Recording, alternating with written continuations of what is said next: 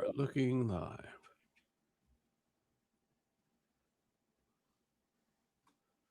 I'm trying to log into Twitter. Because that's my favorite thing. Well, I did see that you sent a tweet or a post or whatever the hell we call it these days in the last, I don't know, few days. I was proud of you. About a week ago, I saw something. I was like, look at that. look, Seth embraced it. And by embraced it, I mean he must have been forced for some work reason to actually want to put Correct. something. Correct. Stephen Colbert wrapped up yesterday. Yeah. I thought about watching it. I used to watch David Letterman like religiously. Well, and I did too. And at the end, I didn't. I don't care what side you're on. When they go all political, it's just I don't find it as funny. That's just my take. Some of it is like SNL. We know which way they lean. Some of their stuff's really funny. Mm-hmm. And I tape it every week, and I usually fast forward to Weekend Update and watch those 5 minutes and call it a day. That dude that plays Tucker Carlson is so funny. Yes. And it's funny, my kid is starting to like it because the two young guys that they throw on the Weekend Update for their takes who, are very young and act younger in their thing. He's like, that's funny. I'm like, I don't find it funny at all. But then again, I'm, You're not the target demo? Not even close. It's just an end of an era. I mean, if you're nostalgic. Yes. They're selling the time. It's not even like they're putting like another show on. They sold it to that guy, Byron Allen. So it's going to be like schlocky stand-up and stuff.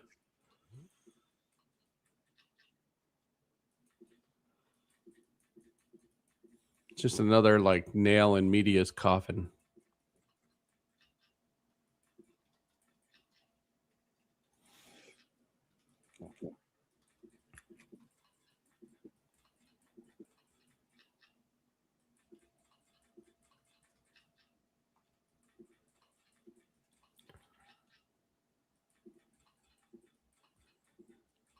All right, here we go.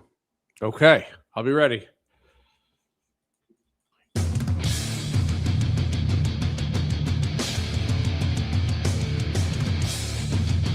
You're listening to Miller and Moulton, coming at you from the Floormeister Studios. Floormeisters, keeping it real. And now, here's Mark Miller and David Moulton.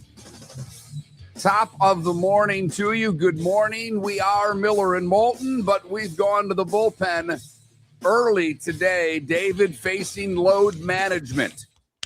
Even though it's the NBA playoffs, we have load management year-round. We are using that this morning with David and Seth. Everett is sitting in his spot this morning. Seth, good morning. How are you? Good morning. Wait a minute. So this is not just a segment here? I have to stay the whole show? That's what I would prefer. I mean, at any point, you can get up and leave. That is your right. That's not what they said. That's not what management, in my contract said. Well, if you got a contract, you're doing better than either of us, and we own the company. No, it's good to be here, and anytime to hang out with you for a little bit, that's fun. And let's see if we can not get fired, and we'll see what else happens. Here's the good news. We can't get fired. Seth, David and I actually own the company. It is all ours. The only one that could fire you, and it has to be unanimous. And the fact that I could get as upset as possible in the next 4 hours, and I could say, David, I'm not having Seth back as a co-host, and David could say, tough. It's 1-1. We're not breaking the tie. So what happens when you guys have a dispute? Do you thumb wrestle? Well, we're too far away for that. I'm guessing probably rock, paper, scissors. We've never really gotten to that point, but I'd go Rochambeau. I think that's where it probably 2 out of 3. I think that's the only fair way with rock, paper, scissors is 2 out of 3. But a very sad day yesterday in sports. Yeah. Seth, I know you're not a NASCAR guy, but you're a human, and it's impossible to not feel terribly with the tragic news. I had to go up to Tampa yesterday for some tests and what have you, just a regular occurrence in my life. And I'm driving home, and I have no idea why I looked at my phone because it didn't really ding. But because you were on the highway going 80, a little faster, but I noticed the light because of a notification, and it was from The Athletic, and I kind of looked at it and I went, what does that say? And I grabbed it really quickly and I'm like, what? And Kyle Busch, the legendary NASCAR driver, and I would argue in the current form of NASCAR, and you people who are into NASCAR can tell me differently, but he was the last personality left. He was the last link to the old school racer, because he wasn't liked by everyone. Maybe as he got older, he was getting more respected by everyone. But when you say older, like he was 43. 41. But 41? in that sport has become very young, very homogenized. There are very few guys who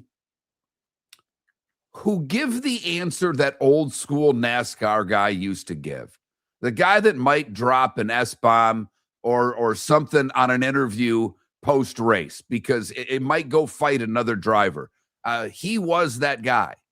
And he was not a good racer. He was a great racer. When you combine the three circuits, and they all have different names now, they've changed a million times, but the Truck Series and I don't even know if it's still the Xfinity Series, and then the Cup. Hard to race a truck. But they do. You're right, Seth. It is hard to race a truck, and they don't really look like trucks. But he had more wins in the combined three series than any other driver. He won 69 in the Truck Series. He won 102. It's the O'Reilly Auto Parts Series, and 63 Cup races, 2 titles, and it was funny because my daughter was never into NASCAR, but there was a period a couple of years ago when my son got into it, and I probably watched more races three years ago than I had in a long time. And when I would turn it on, she would actually watch with me. And she liked Kyle Busch. Why? He had 2 cars back then when he raced with Joe Gibbs before he left Joe Gibbs Racing. He had the M&M's car, and when he wasn't running the M&M's car, he had the Skittles car. And my daughter, attracted to what? The cars. She didn't give a damn about the drivers, but that car had M&M's on it. I liked that car. So that was her guy. And that's when I started rooting hard for Ross Chastain, who happens to be where I'm from. And we followed Ross's career as he made it up through the series. And that's why I would watch. Ross was great to us. We had him on the show. But Kyle Busch was a driver that would honk other drivers off. He was, I really believe, the last of that breed. There may be others out there. Chastain's got a little bit of that. I mean, he's the one that if he were any good anymore, he would have to take the mantle, but he struggled. But Kyle Busch, on the biggest weekend of racing, if you're a race fan, this is it. You've got, the Coca-Cola 600 and the Indy 500, 2 monster races in the sport. Is the 600 the biggest NASCAR race? Of course not. Daytona is. And many would argue Talladega or Bristol would come second and third. But the 600's in the circuit, a big deal. They don't race that long anywhere else. And then the Indy 500. And Kyle Busch was at Watkins Glen a couple of weeks ago, left the race, was sick, was taken to the hospital, then was taken to the hospital again a couple of days ago with a serious illness. That's all they've really told us, a serious illness. And now we find out that serious illness took his life at the age of 41, married, 2 young children, an 11-year-old son, a 4-year-old daughter. So obviously your heart goes out to the family, but a tragic loss in a sport that needs personality. And, Seth, whether it doesn't matter really the genre, whether it's music, whether it's sports, whether it's acting, when someone young goes, it's terrible. And on top of it, when it's someone who had a personality that was either liked or disliked in sports, that's kind of what we revel around. I was shocked.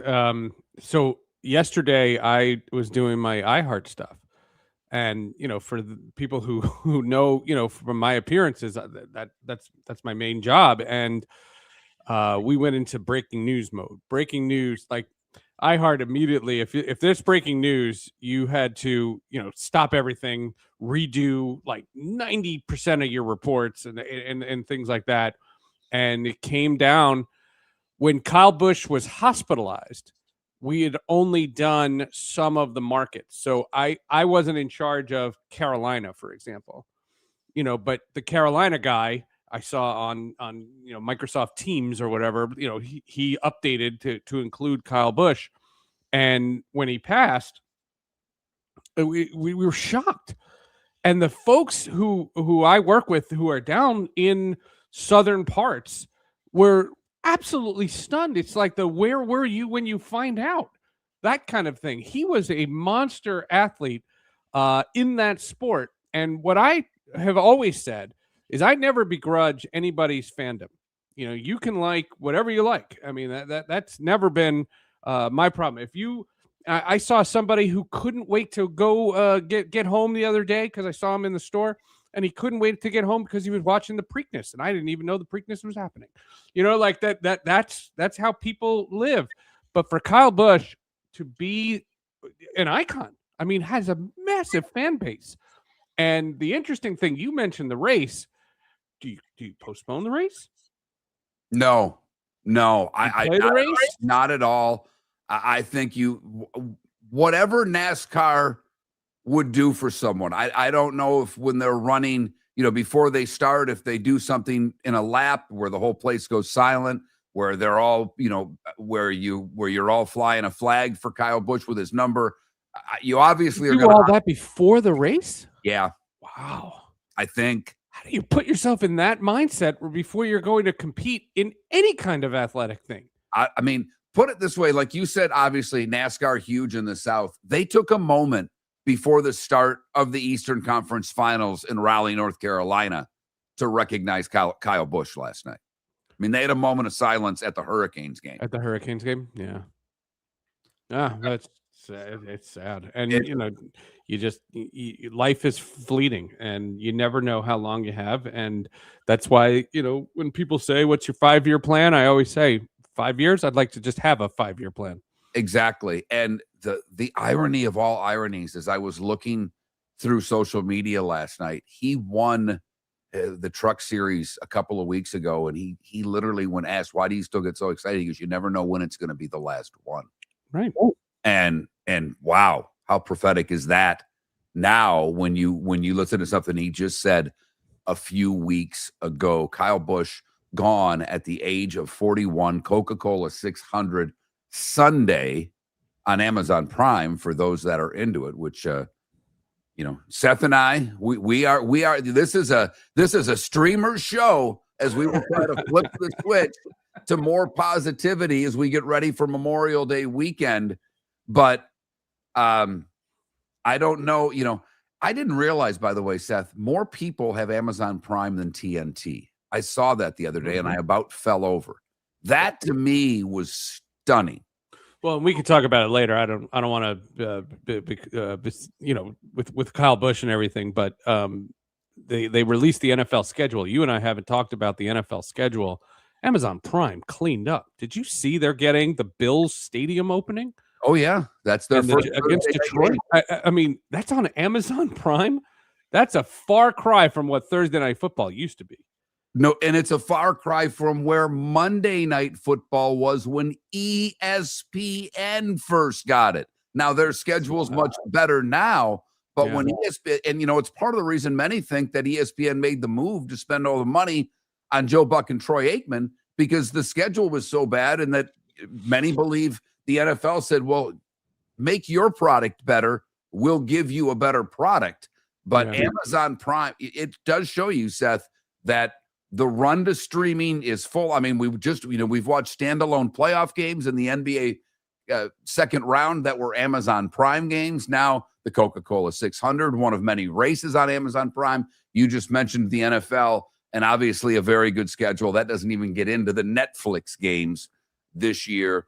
as well. Miller and Moulton, Seth Everett filling in for David as we are a load management system here on the show. We will talk a little baseball later on this morning. Neil Keefe covers the Yankees and Rays with the big series. The Rays gained a half game without even playing last night because the Yankees were shut out by Toronto. And Dave McCarthy from the NHL Network will join us at 8 o'clock. Les Habitants off to a big start, dominating Carolina last night. Carolina early said there's no rust, and Montreal said, wait a minute, there's actually a lot of rust, and we're going to score early and often. Miller and Moulton, millerandmoulton.com. Your roof is your home's first line of defense. At Pelican Roofing of Florida, Ronnie, John, and their team bring years of experience to protect what matters most, your family and your business. From residential repairs to large-scale commercial roofing, we deliver honest work, fair pricing, and quality you can trust. An upgrade on your roof can lower your insurance costs. Don't wait for a leak to turn into a disaster. Call the experts at Pelican Roofing today. 1-866-9-PELICAN. That's 1-866-9-PELICAN. Online at pelicanroofingcompany.com. CCC 1332512. Floor Meisters just doesn't sell Cortec and carpet. They also sell a lot of wood. And what better time than now to stop in and see the nice folks at Floor Meisters for some new hardwood for your home. With white oak wood starting at $4.99 a square foot, that makes it affordable for everyone. With 10 colors to choose from, they have a color for everyone. So stop in. 6281 Naples Boulevard, right next to Costco, or go to the web. It's floormeisters.com. Floormeisters.com. Floor Meisters, just keeping it real. American Paint Supplies is your one-stop shop for all your coating needs and has been for 30 years. American Paint Supplies is also your #1 Festool dealer in Southwest Florida. If you are a builder, cabinet maker, painter, or power tool enthusiast, Festool craftsmanship can be found at American Paint Supplies. Celebrating 30 years of service, and Festool is celebrating 100 years of excellence. Come to American Paint Supply for a perfect pairing of service and expertise on 6100 Shirley Street, Naples, off of Pine Ridge, or online at AmericanPaintSupplies.net. Cape Coral Police Department is growing, and they want you to be a part of it. They're hiring new officers. Starting pay is between $74,000 and $90,000, depending on your experience. And with a $10,000 hiring bonus, you could be making $100,000. Enjoy paid holidays, off-duty details, plenty of OT opportunities. They're also hiring dispatchers and professional staff. So go to CapeCops.com. CapeCops.com. Be brave, be best, be Cape. This is Miller and Moulton.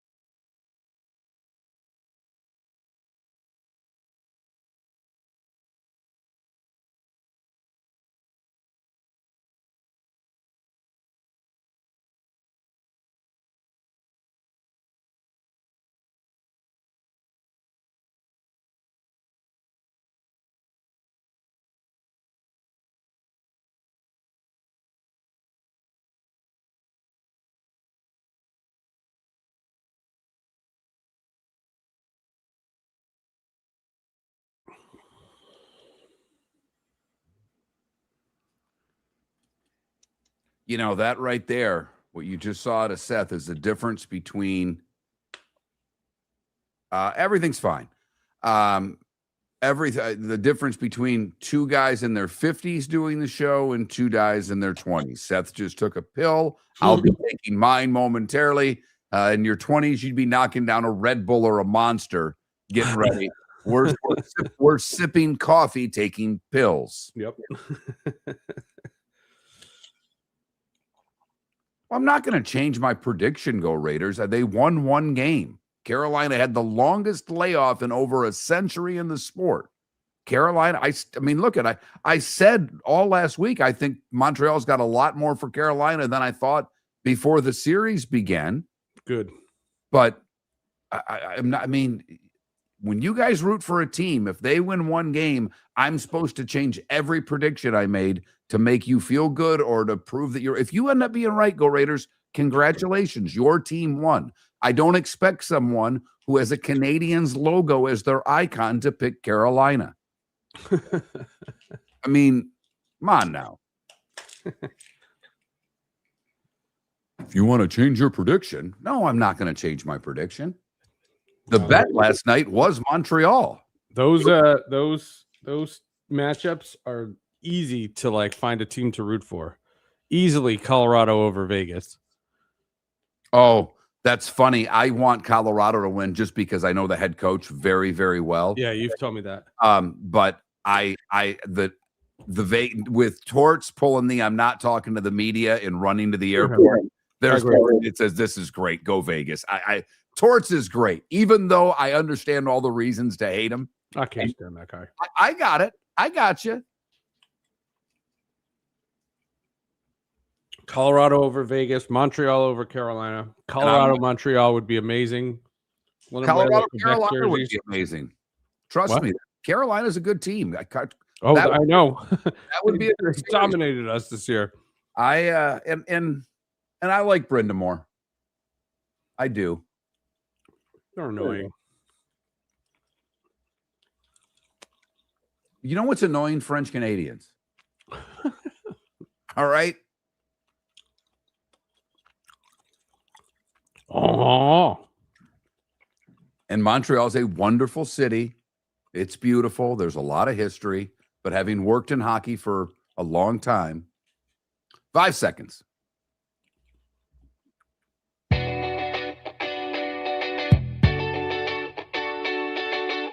You're listening to Miller and Moulton.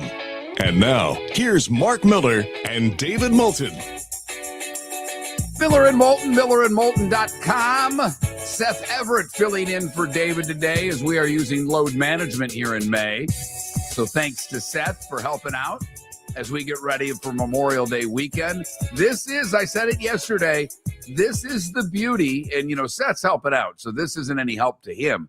But for me, when you do mornings heading into a holiday weekend, and we have a best of running on Monday, this is basically a 4-day weekend at 10 a.m. You're done with your show. I got to post some things up for the podcast, but that doesn't really take that long. So, by 10 a.m., the weekend starts. By the way, Seth, any big plans for Memorial Day weekend? Is that, is that something? Do you get away? Are you? Yeah.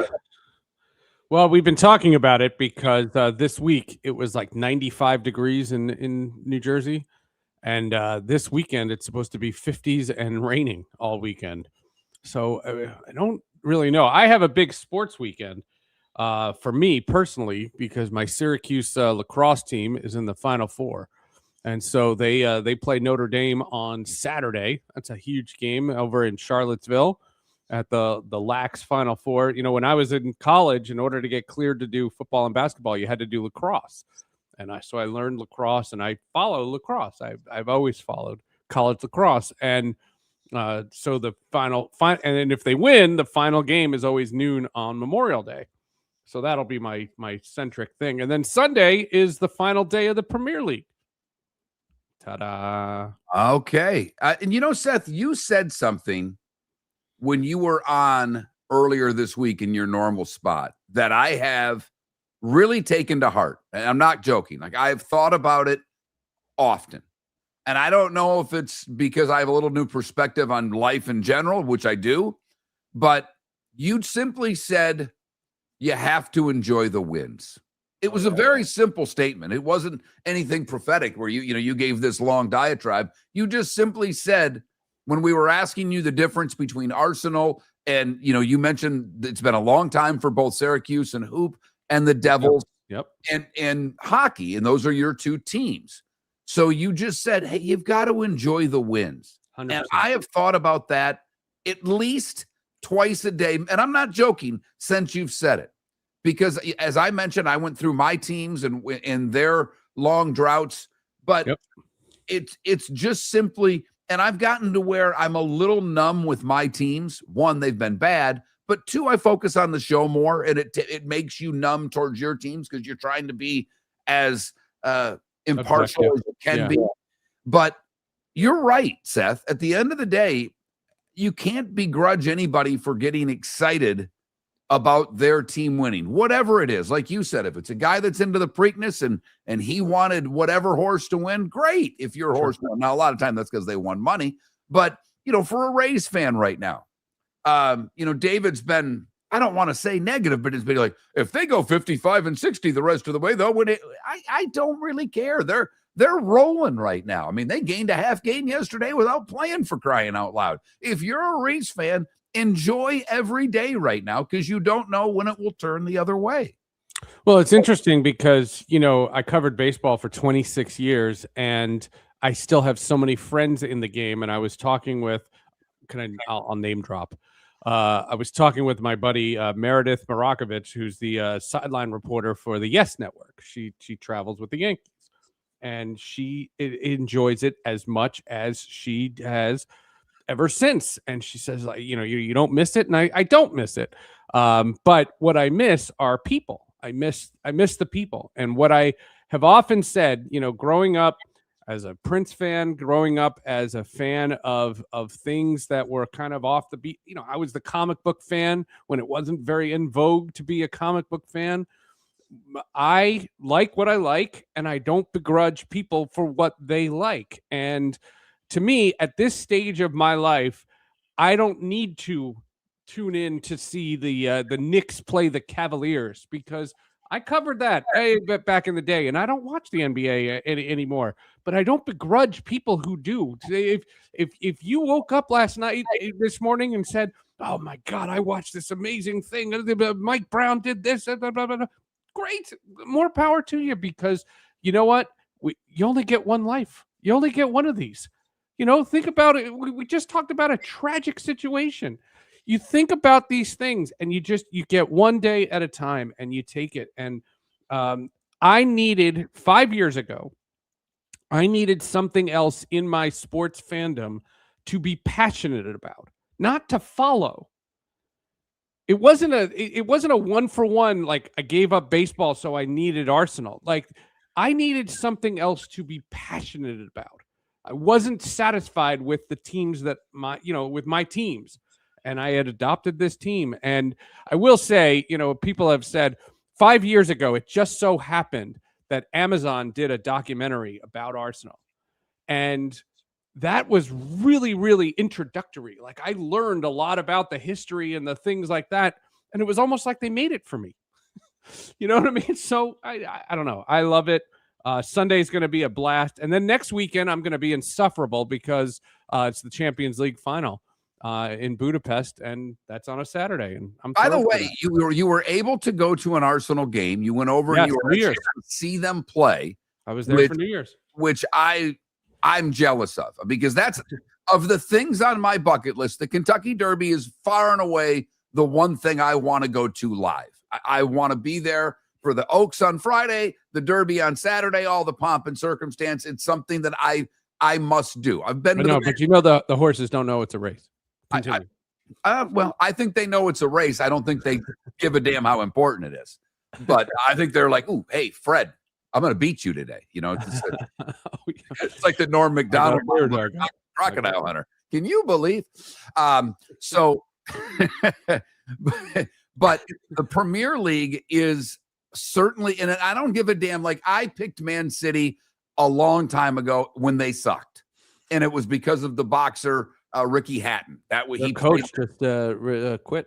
Yeah, but I picked Hatton was he used their song when he entered the ring, and it's Blue Moon, and it was played a certain way, and I'm like, well, that's cool. So, and then they explained why he does it. That's his team. I'm like, I like him, so I'm gonna like them. Now they're good, but I don't care who it is. I want to do what you did. I want to walk in with the fans. I want to hear the chants. Yeah. I just want to experience it because it's something so unlike anything we have in this country. I've been to a bunch of it. The only thing I would say, and I've not been, I would compare it to an SEC football game. Mhm. Because SEC in Ohio State's close. Don't get me wrong, Buckeyes. But I've been to plenty of Michigan games. I've been to Notre Dame. I've been to Wisconsin. I've been to Ohio State. I've been to lots of Big Ten games. The SEC's different, kids. It just is. You guys got it right when it comes to how you get into football. But the only thing I can make a comparison to what you did is an English Premier League game to SEC. And I want to experience, that's one. My wife's got one of her very good friends who lives in London. Her husband's a big football fan. So I would like to go with him because he's into it. Go have a couple of pints before the game and make my way into the stadium. I think it would be amazing. The video of the fans just flooding the streets of North London going up to their stadium. Because remember, Arsenal clinched the league and they weren't playing. They weren't on the field. And so the idea that just these fans gathered, people left their homes at 10 o'clock at night and just wandered towards the stadium, and thousands of people. Like thousands upon thousands of people. And this isn't the parade. This is just a gathering. Yeah, this is, well, it's, I think, and very the TikToks from it are so cool. Like, I think that's very similar to when the Red Sox won. Yes. And people that just left their homes and walked to grave sites and, all the things that happened in New England after the Red Sox finally got the irony of that is, the movie Fever Pitch. Yeah. Fever Pitch, the Jimmy Fallon, Drew Barrymore, that's about the obsessed Red Sox fan. That's based on a book about Arsenal. Oh, really? I did not know that. And there's a movie, a British Fever Pitch, about Arsenal, where it's the same storyline, but the guy's an Arsenal fan. And the fan base, it's a very, very similar fan base. The Red Sox and Arsenal are very, very similar. We are Miller and Moulton. Seth Everett helping out this morning as David Moulton has some load management. We'll catch you up with everything that happened yesterday, the starting five. That's what we do next. American Paint Supplies is your one-stop shop for all your coating needs and has been for 30 years. American Paint Supplies is also your #1 Festool dealer in Southwest Florida. If you are a builder, cabinet maker, painter, or power tool enthusiast, Festool craftsmanship can be found at American Paint Supplies. Celebrating 30 years of service, and Festool is celebrating 100 years of excellence. Come to American Paint Supply for a perfect pairing of service and expertise on 6100 Shirley Street, Naples, off of Pine Ridge, or online at AmericanPaintSupplies.net. Floormeisters just doesn't sell Cortec and carpet. They also sell a lot of wood. And what better time than now to stop in and see the nice folks at Floormeisters for some new hardwood for your home. With white oak wood starting at $4.99 a square foot, that makes it affordable for everyone. With 10 colors to choose from, they have a color for everyone. So stop in, 6281 Naples Boulevard, right next to Costco, or go to the web. It's floormeisters.com. Floormeisters.com. Floormeisters, just keeping it real. Mark Miller for Sleep Treatment Direct. They are helping me with sleep apnea. And by helping me, I mean curing me. No more CPAP machine. No more snoring. No more tossing. No more waking up exhausted. Their expert team got me the right treatment, fast and hassle-free. If you want to feel energized and get rid of your snoring, call Sleep Treatment Direct today. 444-1741. That's 239-444-1741. Sleep Treatment Direct. Sleep safe and sound. Your roof is your home's first line of defense. At Pelican Roofing of Florida, Ronnie, John, and their team bring years of experience to protect what matters most, your family and your business. From residential repairs to large-scale commercial roofing, we deliver honest work, fair pricing, and quality you can trust. An upgrade on your roof can lower your insurance costs. Don't wait for a leak to turn into a disaster. Call the experts at Pelican Roofing today. 1-866-9-PELICAN. That's 1-866-9-PELICAN. Online at PelicanRoofingCompany.com. CCC 13325. This is Miller and Moulton.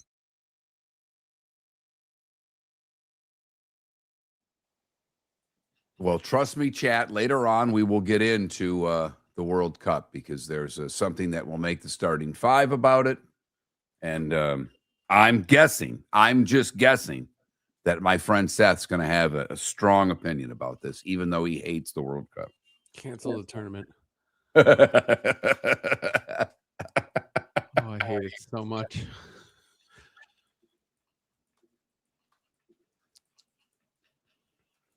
You see the thing in New York about what I'm talking about. I knew it. That's what I'm talking about. That's it. exactly what I'm talking about. Oh, I hate everything about it.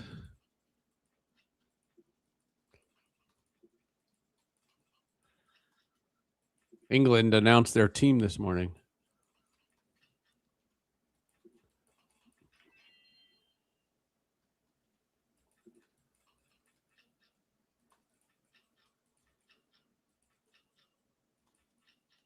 Today is National Solitaire Day. Ah. I play solitaire every day. I don't anymore. Here's the weird thing. Not that I'm against it on the computer. I like playing it with cards. No. Okay. They have every day they have a daily challenge. Yes. And I do it every day. Every day I do, sometimes it's solve the deck. Sometimes it's you get points or whatever it is, but I do it literally every day. And I don't know. I've been doing it for literally for years.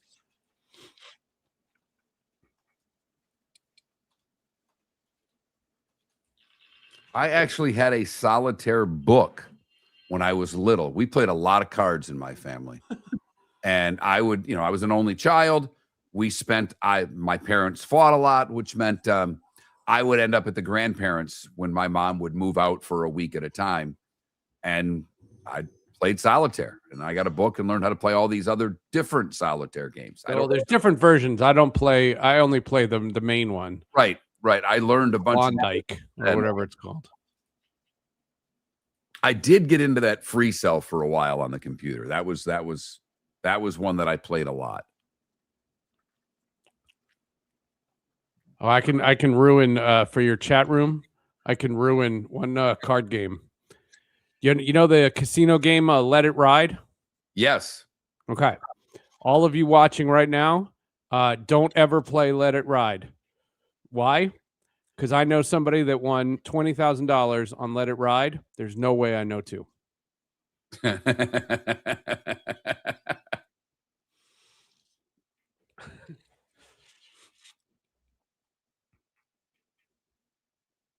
Yeah, that's what we were saying off the open, EB. I gave that quote as well. Yes, it was at Dover.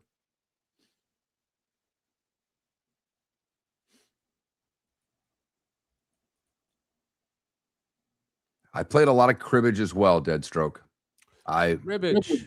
My grandmother, my dad's mother played cribbage. She taught me how to play. We played all the time. And then when I was in hockey, Jeff Buchanan, defenseman, played for the Lightning for a little bit. I think played for the Avs for a little bit too. Tough, left-handed kid.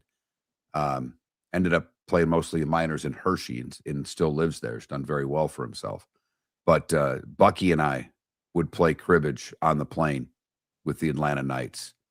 He and I would sit there, aisle to aisle and play cribbage. That was a great way to get through flights. No board. He was good enough. He would just keep it on paper to 121.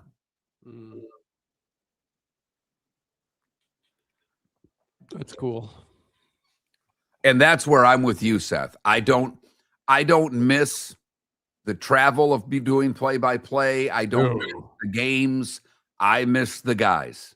Yeah. And like you said, my friend, you'd go to other teams, certain broadcasters that you really liked or coaches or whatever the case may be.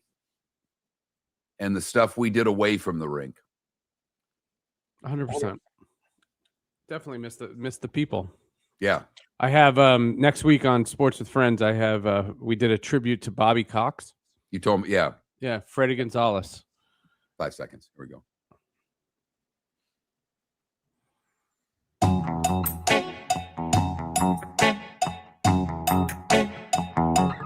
You're listening to Miller and Moulton. And now, here's Mark Miller and David Moulton. Miller and Moulton, millerandmoulton.com. David with the day off today. Seth Everett, kind enough to fill in for us. Very nice of him to get up early and help out. Always appreciate chatting with Seth. The text line is open. The Pelican Roofing of Florida text line, 1-866-9-Pelican. I almost got that wrong, so I'll say it twice. 1-866-9-Pelican. Commercial, residential.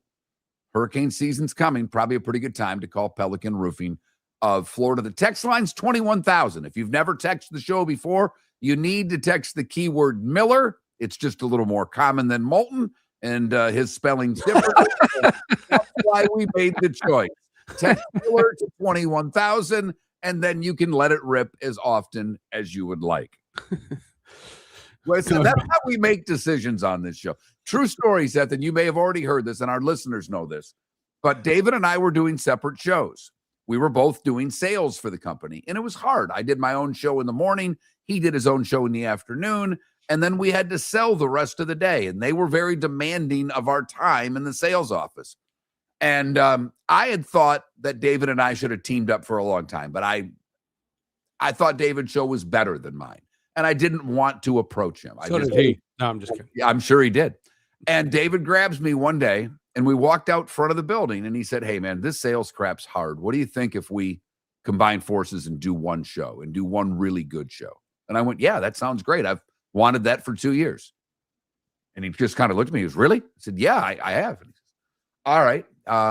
You got on your horse and buggy, and right. He said, he goes, "What do you?" He goes, I go, "What do you think we should name it?"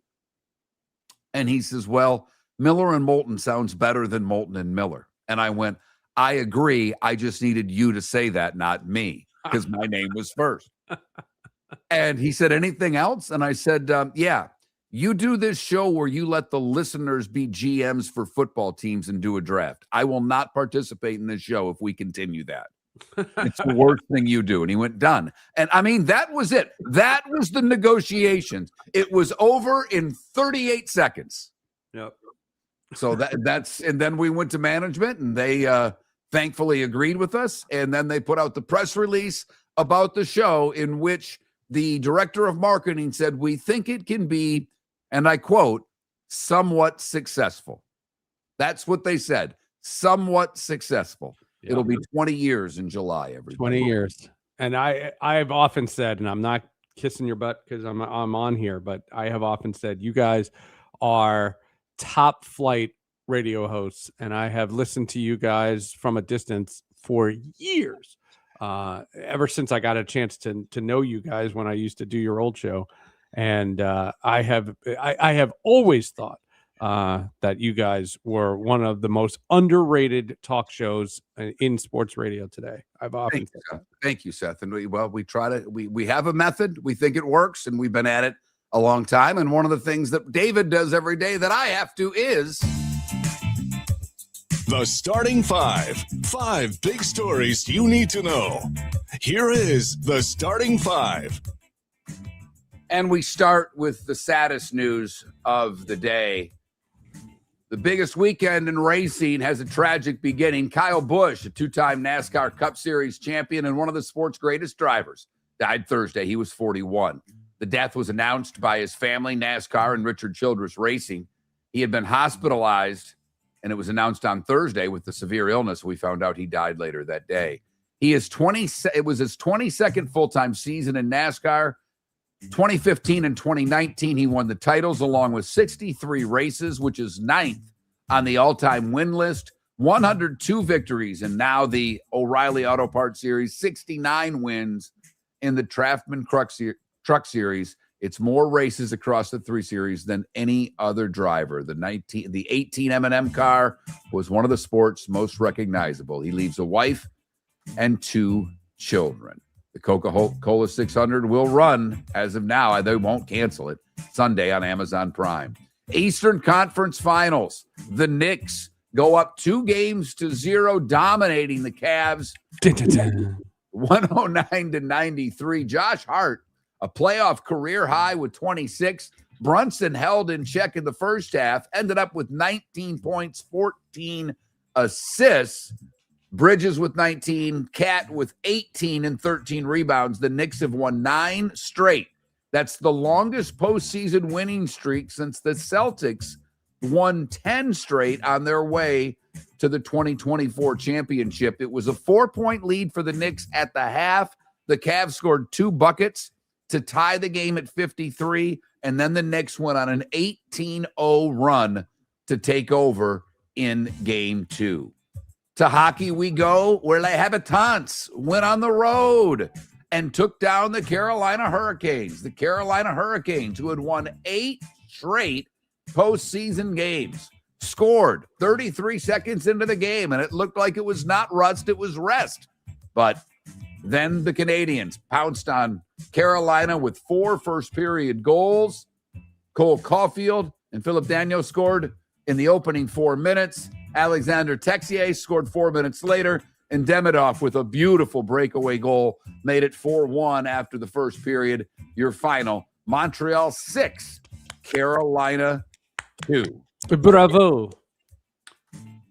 Well, after Miami beat Atlanta 12 spit in game 1, Atlanta woke up and said, what the hell are we doing losing to the Miami Marlins? Last night, Michael Harris hit 2 home runs. Mike Yastrzemski broke out of a slump with a home run and 3 hits as Atlanta beat Miami 9-3. Atlanta won the last 3 games of the 4-game series, but bad news for the Braves. Ronald Acuna left the game in the 6th inning due to pain in his left thumb. X-rays were negative, and he is considered day-to-day. Spencer Strider gets the win. And yes, we are. Yes, we are. Strider 2-0. Other Marlins news, pitching prospect Robbie Snelling, who was injured after his major league debut a couple of weeks ago, is going to undergo season-ending Tommy John surgery. The team announced yesterday. He's their number 2 prospect, pitched 5 innings in his debut on May the 8th. Toronto shuts out the Yankees 2-0. Spencer Miles wins 4 1/3 as a reliever. And the Blue Jays winning the series against the Yankees. They are 13-8 in the last 21 against the Yankees, including last year's American League Divisional Series. Springer, with the second home run of the series, gave the Blue Jays the 2-0 lead. The Detroit Tigers suck, and the Cleveland Guardians are pretty damn good. Patrick Bailey hit a solo home run. The Guardians extended their winning streak to 6 with a victory over Detroit, 3-1. Cleveland has won 9 of his last 10. The Tigers have lost 6 straight and 14 of their last 16 for the team that everybody picked to win the division. They're in last place. Yikes. Bo Bichette, a 2-run single. David Peterson gets his first victory as a starter this season. And the Mets beat the team that scores the most runs in baseball, the Nats. It's a 2-1 game. Mets travel to Miami for a 3-game series starting today. Brandon Lau homered. It looked like it was an inside the park home run, and I guess they changed it to an actual home run, went off the top of the wall to open the game, and he made it all the way around the bases, but apparently they changed it to a... But he ran across the bases. Yes. Well, I mean, he ran as if it was an inside the park home run. He ran right. That's what I'm saying. Yeah. Final 6-2 Pittsburgh. The Athletics in 10 beat the Angels 3-2. Nick Kurtz extended his on-base streak to 44 games, scored the winning run in the 10th as the A's come from behind to defeat the Angels. The Athletics schedule ballpark for 2028 is on time, they say. The $2 billion ballpark in Las Vegas will open on time. All right. When you're bad things happen, and that happened to the Colorado Rockies last night. Arizona benefits from a pitch timer infraction. Arizona scores the winning run in the 9th on a 2-out, 2-strike single by Corbin Carroll to beat the Rockies, but it was a 9th inning pitcher's delay that resulted in a ball that got Gabriel Moreno on base. He would end up scoring the winning run. Oh, well. Also, Rays news. Rockies. It is. It's terrible. And what's amazing, Seth, they draw. They draw a lot. The fans don't give up on them, as lousy as they are, and it doesn't seem that the front office cares. And yet they're a middle of the pack attendance team. They're not the Marlins. They're the second most popular team in Denver, and the Nuggets and Avalanche have won championships in the last 5 years. That's crazy. Yesterday, the Tampa City Council closely approved the non-binding memorandum of understanding 4-3, so they will move on with trying to figure out how to spend the money to give the Rays the ballpark. NFL, because it never goes away. Matthew Stafford and the Rams reached an agreement on a 1-year, $55 million extension. He can make as much as $60 million with incentives. He is now tied to LA through the 2027 season with $105 million remaining on his contract. If he plays both years, he will have earned over $500 million just in salary from the National Football League. Yeah. Can you imagine? No, I can't imagine making $1 million in a year, let alone $500 million in a career. The Bears reiterated Thursday that they plan to leave Chicago as they look to build a stadium in either suburban Illinois or Hammond, Indiana. Quote from the team, the Chicago Bears have exhausted every opportunity to stay in Chicago, which was our initial goal. There is not a viable site in the city. As a result, the only sites under consideration are Arlington Heights and Hammond. The Lions signed Jack Campbell to a 4-year extension, putting him under contract through the 2030 season. $81 million deal, $51.5 guaranteed. And Joe Shane, the GM from the Giants, who everybody thought was out, signed a multi-year extension. That's right. That one surprised me. Because John Harbaugh said it was okay. Exactly. Well, Brendan Sorsby's attorneys wanted a hearing on June 15th so that if they lost, they could enter him in the NFL supplemental draft, which there is a June 22nd deadline. The wheels of justice moving even more quickly than his attorneys anticipated. A preliminary injunction will be held on June the 1st. Some soccer news. U.S. defender Chris Richards suffered 2 torn ligaments. Ouch. A source told ESPN that is expected to be fit for the World Cup that kicks off in 3 weeks. Also, World Cup news. The mayor of New York City, Mamdani there, announced yesterday, proudly announced, I might add, that he has a deal that will allow residents of New York City and only New York City. Oh, if you're in Jersey, you're screwed. Right, to buy 1,000 World Cup tickets at $50 each. The game's being played where, Seth? In New Jersey. In New Jersey. Steven Sittner, the spokesperson for the governor, Mickey Sherrill of Jersey, said FIFA not caring about cost for New Jersey residents isn't new. This is just another reason why Governor Sherrill is working hard to lower costs on our own. More on this coming up because I need Seth's full take on this one. To golf we go. Taylor Moore leads the Byron Nelson. He shot a 9 under 62. Brooks Koepka and Jesper Svensson each were 8 under at 63. Scheffler fired a 66. And at 8 minutes before the hour, that is the starting 5. 5 stories you needed to know and World Cup tickets.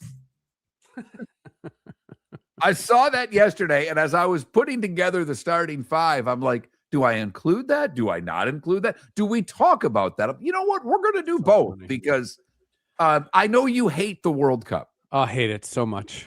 You are so much. Let me ask, and I do want to talk more about this because we've only got about a minute and a half before we go to break. Yeah. But I was talking to our old producer who you know, John Cassio, yesterday. The great John Cassio. Because the Kyle Busch thing, he's a big NASCAR guy, big racing guy. So when I texted him about it, he's like, what? So we ended up talking a little bit. And he likes the World Cup. I like the World Cup. I know that you don't. But, Seth, is there any juice to that other than this negative stuff about the tickets going on in your part of the world? Because we have a sponsor, the British Open Pub. They've got new owners. I've been there for a nations tournament when England played. It was packed. It was amazing. It was a great atmosphere. I get your point of like the Arsenal watch parties. They're fun. Oh, yeah. I think the U.S. games and the England games there will be great. I'm not getting any juice around town when I was in Tampa. Are you getting juice in the New Jersey area about it? Because you're close to where they're hosting games. It's terrible. First of all, FIFA, which we should have the precursor because I know we only have a minute, the most corrupt organization in all of sports. FIFA, they're terrible human beings, the people at FIFA. That said, pricing yourself out so regular fans can't see a lick of this thing is just terrible. The Cape Coral Police Department is growing, and they want you to be a part of it. They're hiring new officers. Starting pay is between $74,000 and $90,000, depending on your experience. And with a $10,000 hiring bonus, you could be making $100,000. Enjoy paid holidays, off-duty details, plenty of OT opportunities. They're also hiring dispatchers and professional staff. So go to capecops.com. capecops.com. Be brave, be best, be Cape. Your roof is your home's first line of defense. At Pelican Roofing of Florida, Ronnie John and their team bring years of experience to protect what matters most, your family and your business. From residential repairs to large-scale commercial roofing, we deliver honest work, fair pricing, and quality you can trust. An upgrade on your roof can lower your insurance costs. Don't wait for a leak to turn into a disaster. Call the experts at Pelican Roofing today. 1-866-9-PELICAN. That's 1-866-9-PELICAN. Online at pelicanroofingcompany.com. CCC 1332512. Floor Meisters just doesn't sell Core-Tech and carpet. They also sell a lot of wood. And what better time than now to stop in and see the nice folks at Floor Meisters for some new hardwood for your home. With white oak wood starting at $4.99 a square foot, that makes it affordable for everyone. With 10 colors to choose from, they have a color for everyone. So stop in. 6281 Naples Boulevard, right next to Costco, or go to the web. It's floormeisters.com. Floormeisters.com. Floor Meisters, just keeping it real. American Paint Supplies, celebrating 30 years in Naples, is proud to be the exclusive Farrow & Ball dealer in Southwest Florida. The best thing to come from the UK since the Beatles, Farrow & Ball has the colors and paints at American Paint Supplies. See why all the designers and painters choose Farrow & Ball. For 30 years, American Paint Supplies provides the perfect pairing of service and expertise. On 6100 Shirley Street in Naples off of Pine Ridge, or online at AmericanPaintSupplies.net. American Paint Supplies is your one-stop shop for all your coating needs. Mark Miller for Sleep Treatment Direct. They are helping me with sleep apnea. And by helping me, I mean curing me. No more CPAP machine. No more snoring. No more tossing. No more waking up exhausted. Their expert team got me the right treatment fast and hassle-free. If you want to feel energized and get rid of your snoring, call Sleep Treatment Direct today. 444-1741. That's 239-444-1741. Sleep Treatment Direct. Sleep safe and sound. This summer, there's only one place to experience the roar of the World Cup at the British Open Pub in Bonita Springs, your World Cup headquarters, where the team is bringing every match live, full sound on every TV across the patio, with daily food and drink specials from the opening match on June 11th through the final on July 19th. Catch the electric atmosphere for every England and USA match and all the matches in between at the British Open Pub, Bonita Springs, at the shops of Pelican Landing, where the World Cup comes alive. This is Miller and Moulton.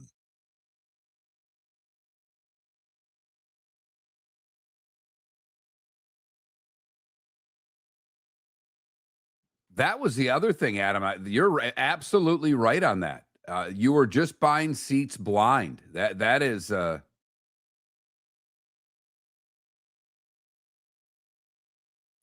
crazy. And I'm envious of you that bought tickets and are going, and good for you. I think it'll be great. I do. I'm hoping that the tournament starts building up steam. The one thing that John told me, and I watched it yesterday, the whole thing, this minute and a half promo that Fox did is pretty funny.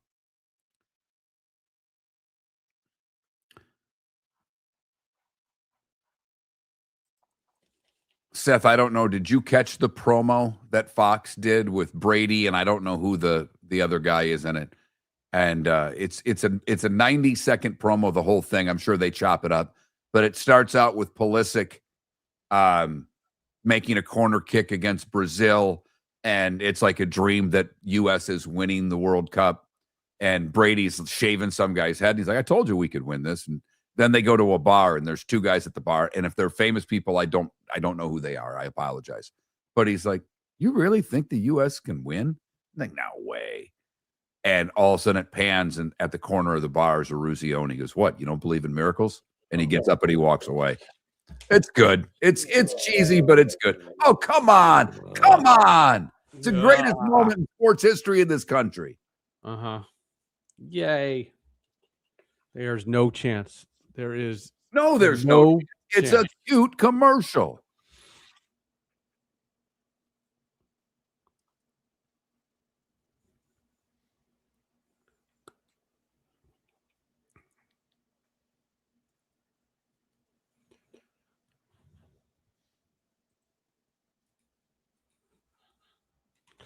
Is Tyler Adams on the team? Is he still the captain?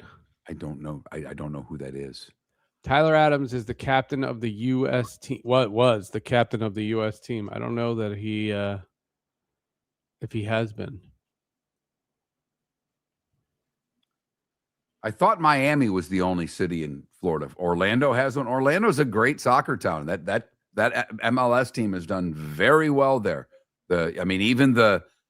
There's a very good club team in Naples.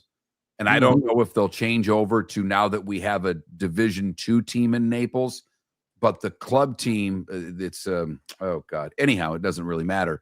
Kids soccer. And they've got several teams at every age division. They all wear the same jersey as the Orlando team. Did you see Robert Saleh? Have you seen this? No. Robert Saleh said one of the first moves the team made in its nutrition overhaul was removing all seed oils from the building. Okay. I know that they're not good for you. Oh, I guess. Isn't flaxseed oil?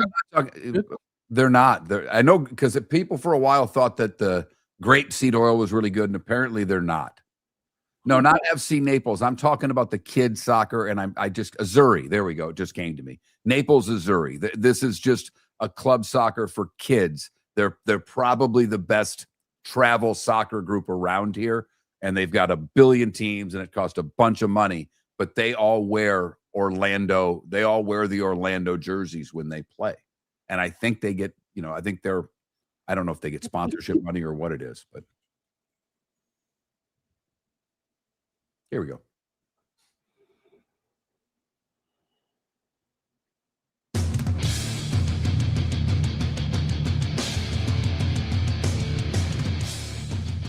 You're listening to Miller and Moulton, coming at you from the Floor Meister Studios. Floor Meisters, keeping it real.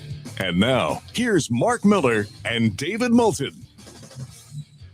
Miller and Moulton on a Friday before Memorial Day weekend. Hope you have plans for the holiday weekend. And as we always say, take a moment to reflect as to why we have the day off and honor those who gave everything for our country. Miller and Moulton, millerandmoulton.com. Seth Everett filling in for David today. Yeah. Open the Pelican Roofing of Florida text line. 21,000 is the number. We spent a little bit of the first hour talking about the tragic loss of Kyle Busch. And as Seth said Wednesday on the show, you just need to celebrate the wins. Whatever team you root for, whatever you're into, enjoy the wins. Yep. And Kyle Busch said that when he won his last truck race. He said, you never know when the last one's going to be. Wow. Amazing. Kyle Busch gone at 41. The Knicks go up 2-0 at home. We'll see what that means in that series. Cleveland's brushing it off, saying we were down 2-0 in the last series. We can come back. All they did was hold home court. Montreal making it interesting in hockey, winning on the road like Vegas did the night before. But I do want to talk Seth's favorite sporting event with him. That's the World Cup. He absolutely hates the World Cup. Everything about it. And now he has even more ammo. Because yesterday there was an announcement by the New York City mayor that there are going to be 1,000 tickets available to only New York City workers or New York City residents for $50. The game's being played in New Jersey. Apparently there are only people who can't afford World Cup tickets in the city with more millionaires than anywhere else on planet Earth, New York City.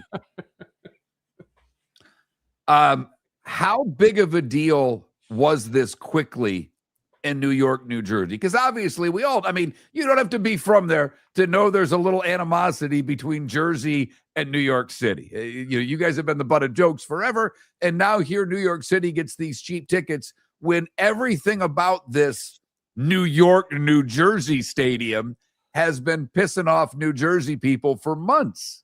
Well, you saw that the FIFA was the one who, they renamed all the stadiums. You're not allowed to use a sponsorship for your stadium, so they've renamed all the stadiums, and FIFA decided that MetLife Stadium is going to be renamed the New York, New Jersey Stadium.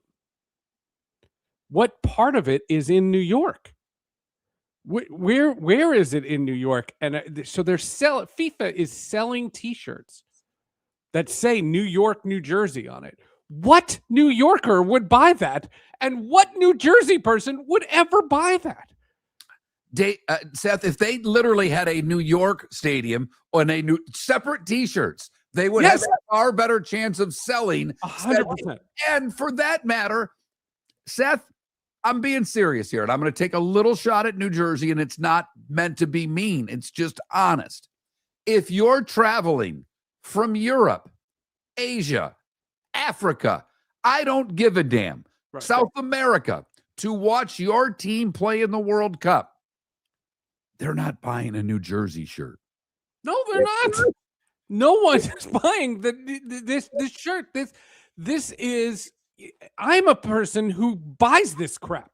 I like cool memorabilia and things like that. It's tone deaf. That's what the difference is. The whole organization is tone deaf. And this idea that you're celebrating all these other countries coming in and you're making it so hard for them, it's shameful. The fact that you physically, and there have been so many TikToks about the map of where the Meadowlands Stadium is. You cannot walk there. You can't. And people from other countries are saying, don't worry, we don't worry about $100 train tickets. You can't drive there and you can't walk there. You must take the $98 train ride from wherever you're going, like usually Secaucus. So you have to, if you're in New York, you have to get a train to Secaucus. If you're in other parts of New Jersey, you have to get to Secaucus to then take the $98 train ride to go into this monstrosity of a stadium. And the idea that you are taking all of it and making it incredibly hard for people, shame on you. Shame on you. It is a terrible tournament. It is a terrible event. It's a corrupt event. Do we need to know why the last World Cup was in Qatar? I mean, we can go there. We did 4 years ago. Right. I mean, for those that don't know, all you have to look up is how Qatar built their stadiums. That's all you need. I can really just give you everything you need to know of all the workers that they brought in from other countries that basically worked until they died, literally, because thousands died building stadiums in Qatar. And now, okay, the U.S., they should have had it that time. They get it this time. I'll even throw all the corruption out. Seth, just for... Right, I'm not dwelling on it. We'll put that to the side. Did you see the Philadelphia mayor? They don't want him to tailgate. The Philadelphia mayor is trying to take them from tailgating. The Seattle is having their whole pride thing in a game that features Iran and Egypt. That's Pride night. By the way, that's tone deaf on both sides. It's both sides. The fact that the pride people are going to go on with this is literally pick another game.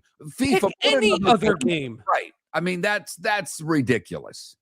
That is basically just trying to pick a fight. And I don't like a protest for the sake of, if you want to give noise to whatever your cause is, that's the right we have in this country. I am never going to argue people's right to protest. It's kind of important to the history of this country. Oh yeah, by the way. So I'm certainly not going to begrudge them for wanting to have their march and their protest.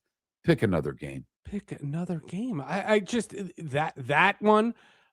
Just this idea that, you have all these people with all the different travel restrictions and all the different things with the cities and all this.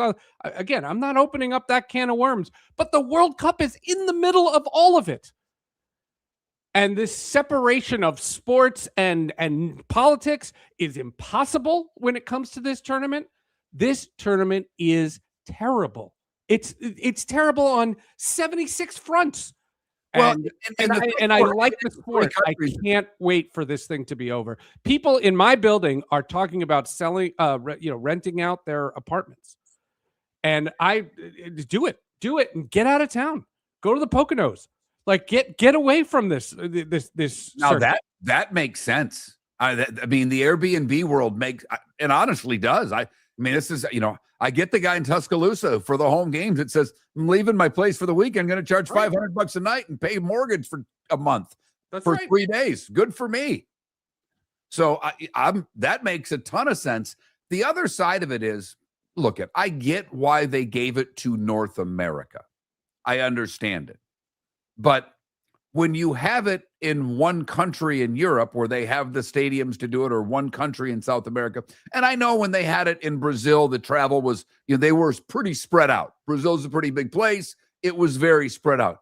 I mean, Mexico City to Toronto, I mean, we've got a little bit of area. And even there, like Mexico City's got a $500 million renovation going on to their airport that they still haven't finished. Right.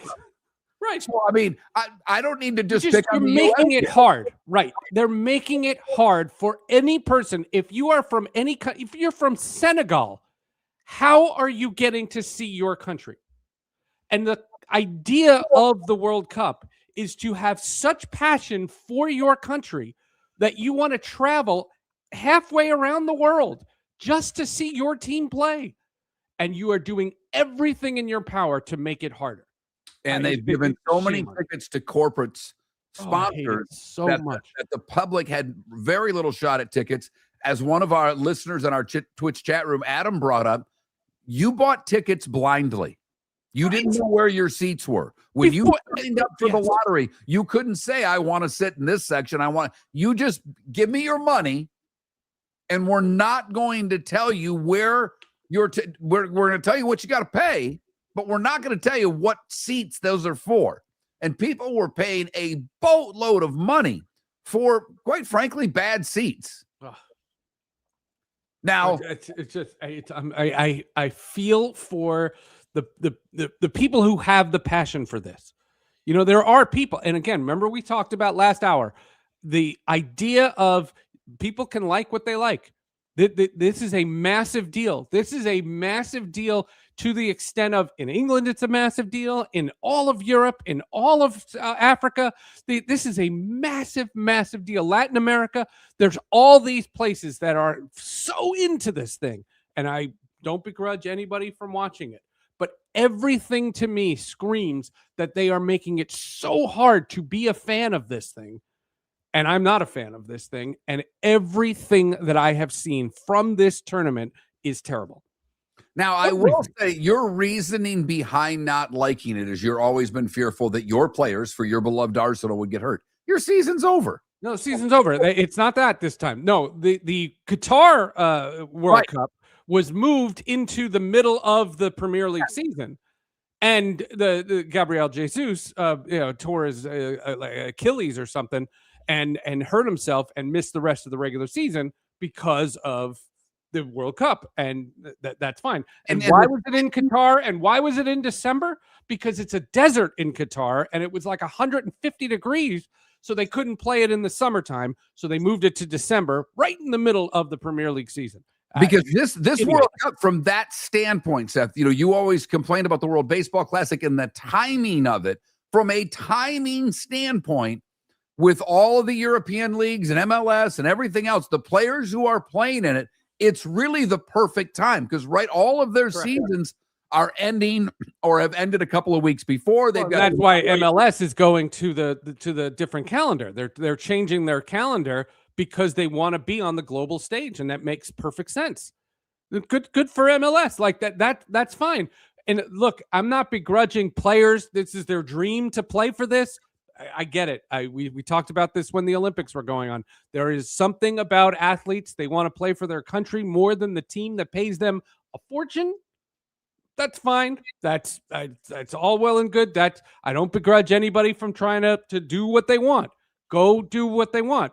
But it's easier for a player to get to the stadium than any person in the stands. And obviously I can't be around crowds right now. I wanted to go to Miami badly. And then when I saw what the secondary market was, I'm like, I couldn't do that to my wife and child. I don't have that kind of cash. And unless there's a rich listener out there that was going to take me, my chance of going was done. Now I might have gone over just to hang out at a bar with a bunch of fans from Brazil or wherever, because that would be a fun day. But we'll see. World Cup in a couple of weeks. The Cape Coral Police Department is growing, and they want you to be a part of it. They're hiring new officers. Starting pay is between $74,000 and $90,000, depending on your experience. And with a $10,000 hiring bonus, you could be making $100,000. Enjoy paid holidays, off-duty details, plenty of OT opportunities. They're also hiring dispatchers and professional staff. So go to capecops.com. Capecops.com. Be brave, be best, be Cape. American Paint Supplies, celebrating 30 years in Naples, is proud to be the exclusive Farrow & Ball dealer in Southwest Florida. The best thing to come from the UK since the Beatles, Farrow & Ball has the colors and paints at American Paint Supplies. See why all the designers and painters choose Farrow & Ball. For 30 years, American Paint Supplies provides the perfect pairing of service and expertise on 6100 Shirley Street in Naples off of Pine Ridge, or online at AmericanPaintSupplies.net. American Paint Supplies is your one-stop shop for all your coating needs. Floor Meisters just doesn't sell Cortec and carpet. They also sell a lot of wood. And what better time than now to stop in and see the nice folks at Floor Meisters for some new hardwood for your home. With white oak wood starting at $4.99 a square foot, that makes it affordable for everyone. With 10 colors to choose from, they have a color for everyone. So stop in. 6281 Naples Boulevard, right next to Costco, or go to the web. It's floormeisters.com. Floormeisters.com. Floor Meisters, just keeping it real. Your roof is your home's first line of defense. At Pelican Roofing of Florida, Ronnie, John, and their team bring years of experience to protect what matters most, your family and your business. From residential repairs to large-scale commercial roofing, we deliver honest work, fair pricing, and quality you can trust. An upgrade on your roof can lower your insurance costs. Don't wait for a leak to turn into a disaster. Call the experts at Pelican Roofing today. 1-866-9-PELICAN. That's 1-866-9-PELICAN. Online at PelicanRoofingCompany.com. CCC 1332512. This is Miller and Moulton.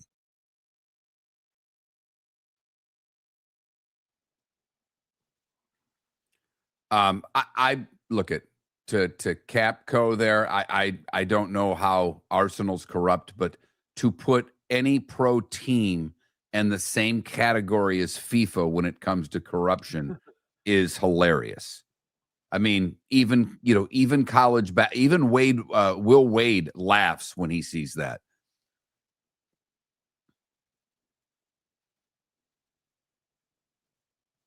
I think and I was going to say it. I mean, DC kind of commented there. I was going to say it. I didn't have a chance to get it in. The Olympics look at FIFA and say they are corrupt. Right.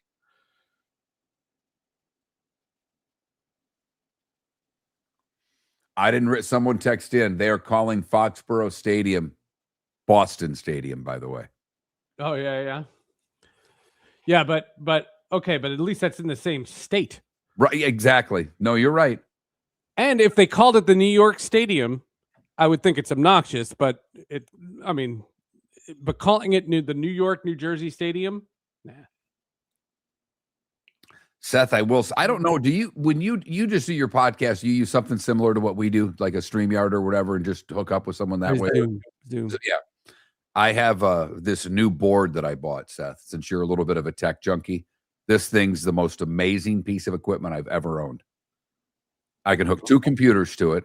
It's got all my little fun. I mean, it came with some. I've got nice. I think 24 but 8 hot buttons, but 4. And you can set them. You can set them to be noises that you want. Right. Yeah, my buddy who does a podcast that I listen to all the time, a comedian. He has those bits. Yeah, if I I like when he hits the wrong one. right. And what I'll get to, and I've told David, like, for the starting film, like, if you want sound, send me the tweet. I can record it. It takes me seconds to load it in. And, if we wanted to have, well, that's extra work. But it doesn't, it's so simple. It's Jalen Brunson said we shot a lot of threes.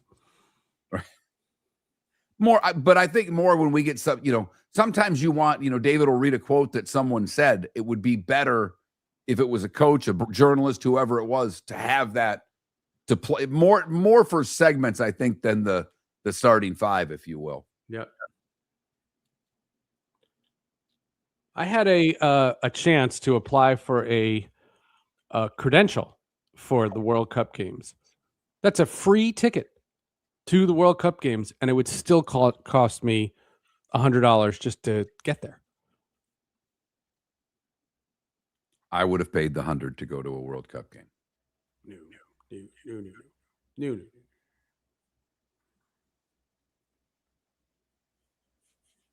Well, that's only if we do it, Mr. Spivey. And getting David to send me sound is a tall ask, even though he has it. That's not fun. They want us to use sound in the national reports for iHeart, and the wire service that we get only works Monday through Friday. So on Saturdays, if you're looking for sound, you're checking Twitter. Right. No. That's not happening. But I've gotten, at least better now with Audition, because I pay for that. And yep.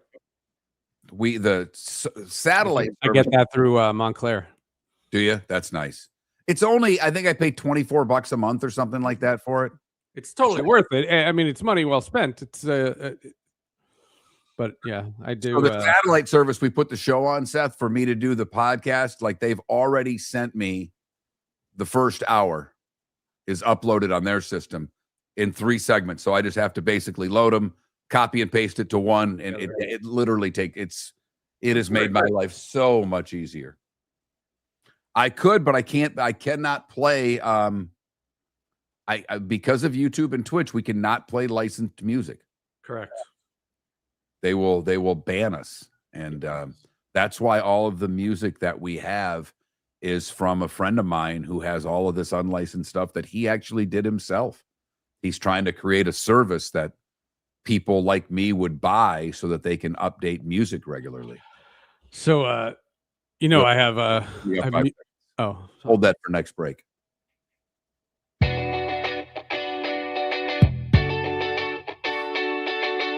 You're listening to Miller and Moulton.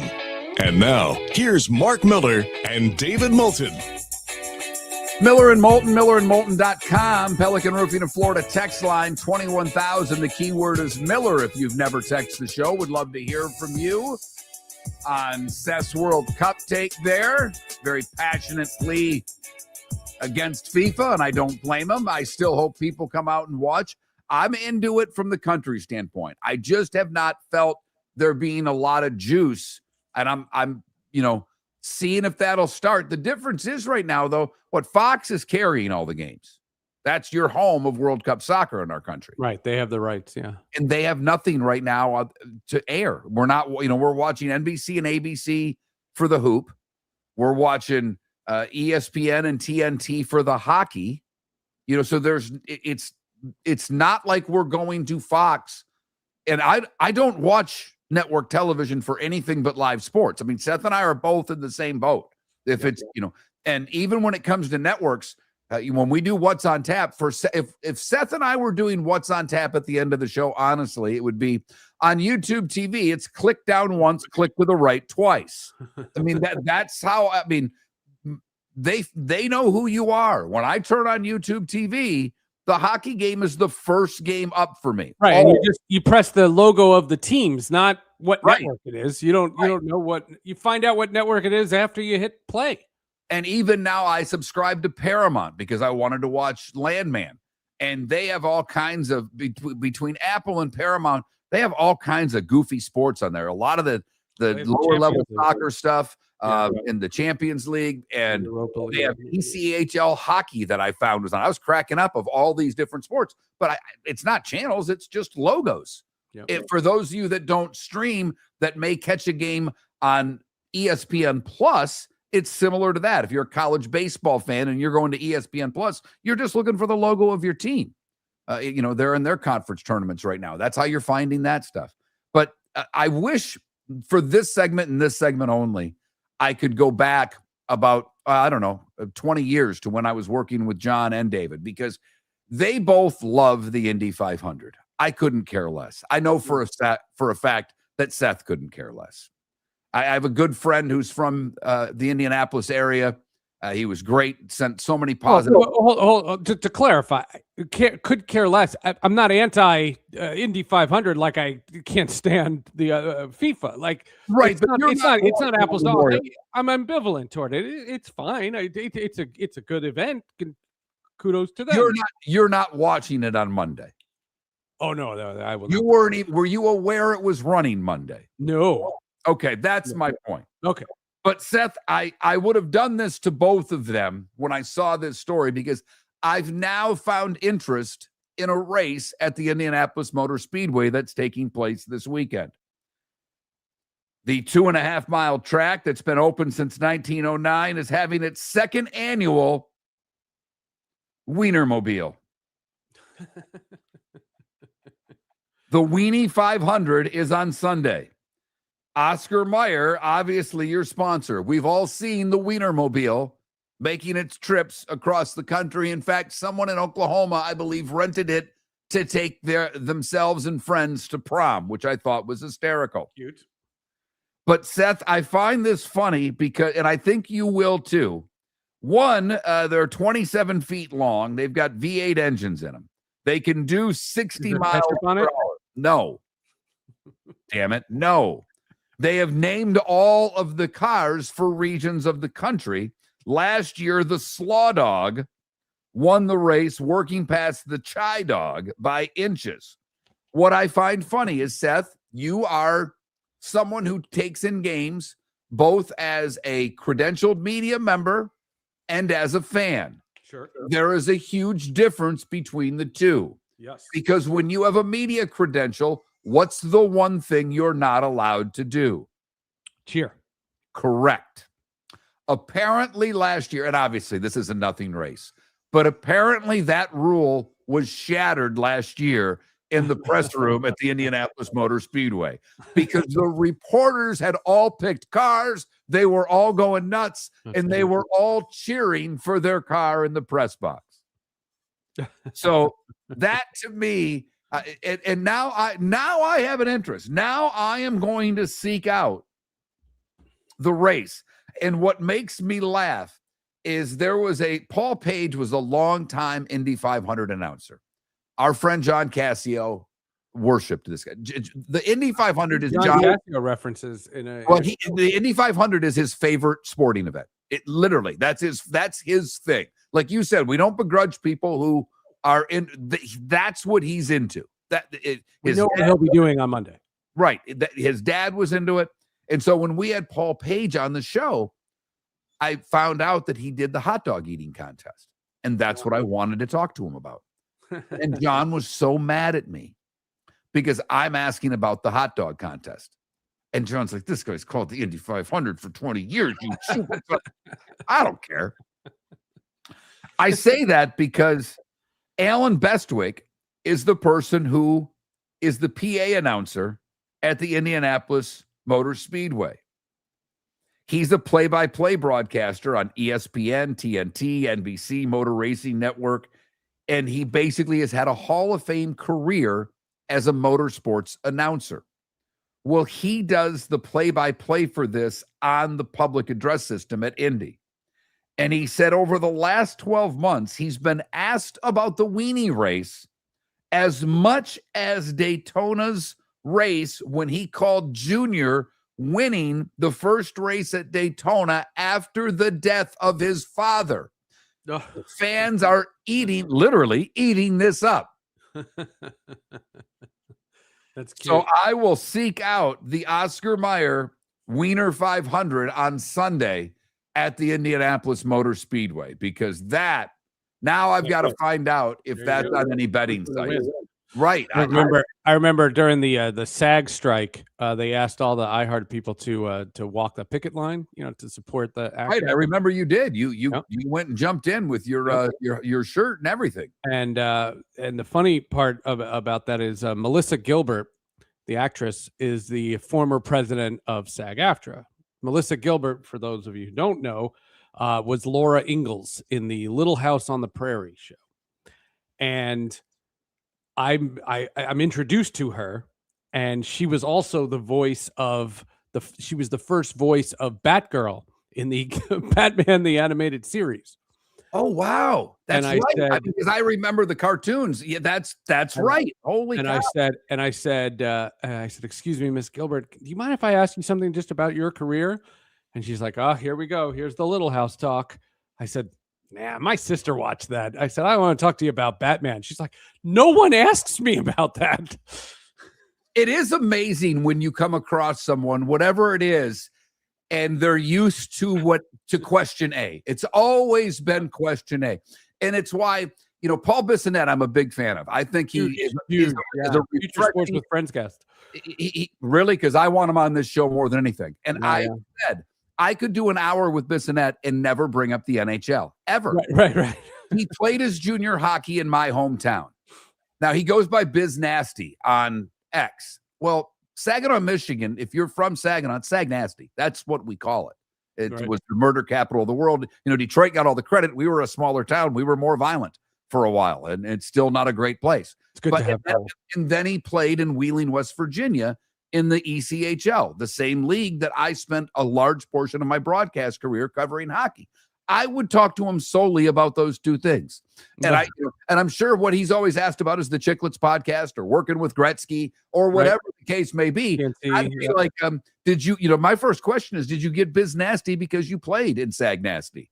And, Seth, when you get someone on Sports with Friends, if you go off the beaten path, that's the best part. They get excited, and then they're more open to talking about all of the things that you need to get into, because you've brought up something that they weren't expecting. Muggsy Bogues was on, and I had done all this research, and I was trying to find something that would show, besides, hey man, you're short. Like what else could I come up with? And I thought of Prince, and I just said, did you ever, think about how Prince used to love basketball? And he goes, dude, I met Prince. And can I tell you how I met Prince? And I was like, can you tell me how you met Prince on my podcast? Sure. Miller and Moulton. We will get into some Prince talk, because that's one of the things that Seth's passionate about. And you know how much I love music. Maybe next on Miller and Moulton. Mark Miller for Sleep Treatment Direct. They are helping me with sleep apnea. And by helping me, I mean curing me. No more CPAP machine. No more snoring. No more tossing. No more waking up exhausted. Their expert team got me the right treatment, fast and hassle-free. If you want to feel energized and get rid of your snoring, call Sleep Treatment Direct today. 444-1741. That's 239-444-1741. Sleep Treatment Direct. Sleep safe and sound. Floor Meisters just doesn't sell Cortec and carpet. They also sell a lot of wood. And what better time than now to stop in and see the nice folks at Floor Meisters for some new hardwood for your home. With white oak wood starting at $4.99 a square foot, that makes it affordable for everyone. With 10 colors to choose from, they have a color for everyone. So stop in, 6281 Naples Boulevard, right next to Costco, or go to the web. It's floormeisters.com.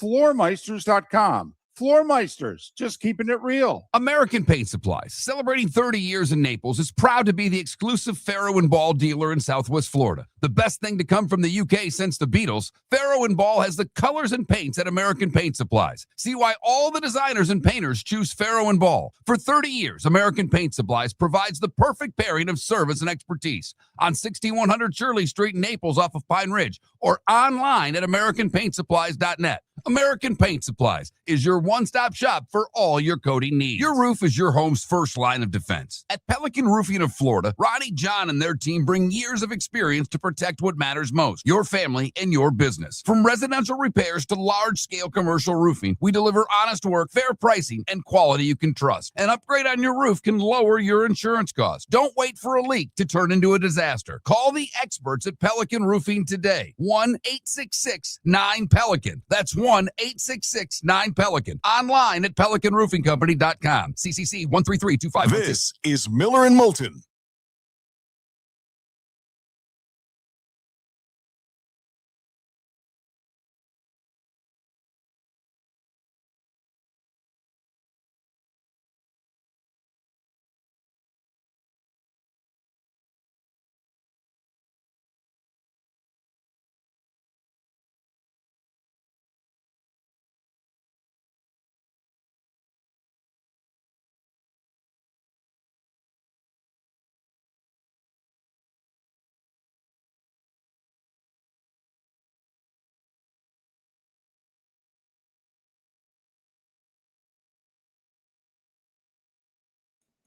Oh, I can do it myself.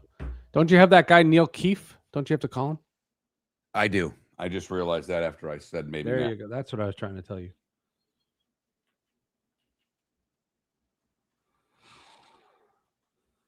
It'll be a 2-2.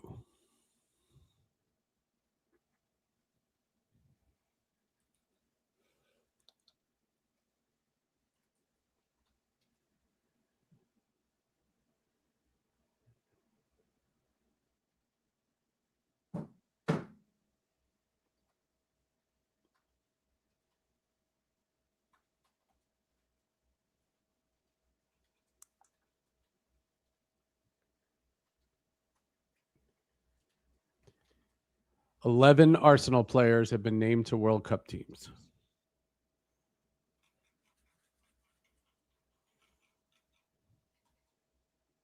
I guess that means you're good. How many? I would imagine. I mean, there's got to be hundreds of Premier League players in this, like literally hundreds. Oh, the whole league. Yeah. Right. Yeah, but they do every Arsenal player called up for 2026 World Cup, and they list them with little blurbs about all of them. 1 Norway, 1 Germany, 2 Brazil, 1 Belgium, 1 France, 1 Sweden, 4 England.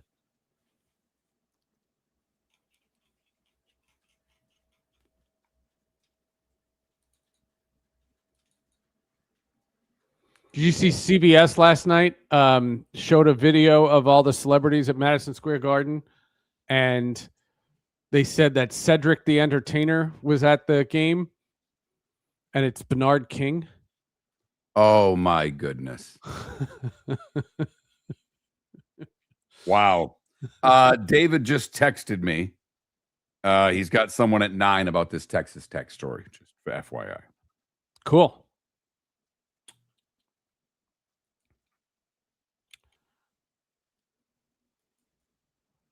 Always working. Doesn't quit. So, Seth, on this board has Bluetooth. So I literally can call from my cell phone for the guest and just click it over to this system. And Nice. it's like when you hear the sound quality, you'll be like, oh my goodness. That's great. All right, I'm going to call this.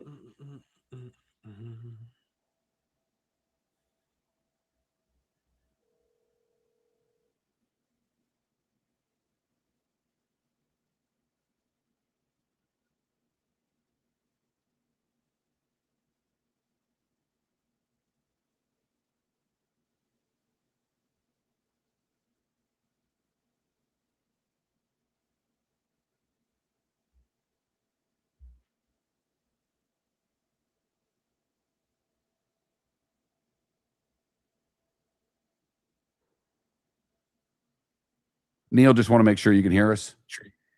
Yes. Okay, great. Always like to double check. No problem.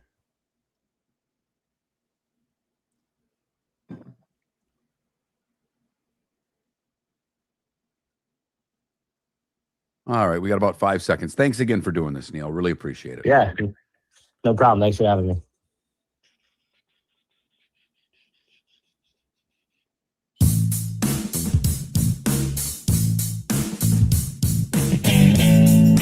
Welcome back to Miller and Moulton. Text the guys what's in your mind at 21,000. That's 21000. And now, here's David Moulton.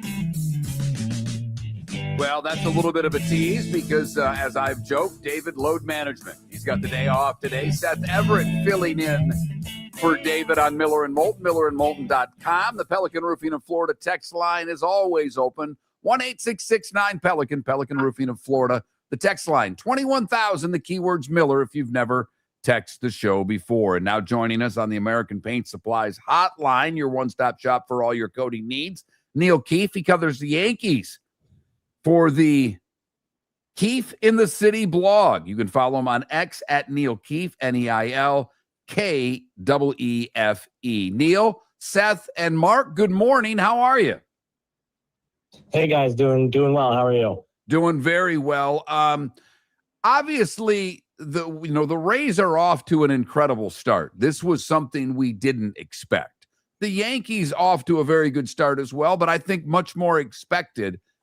But with the Rays sweeping the Yankees earlier this year and Toronto taking the series from New York, we always look, at least on this show, as Memorial Day as the first big point of the season from a reference standpoint. With that being said, how big of a series do you think this is from New York's standpoint?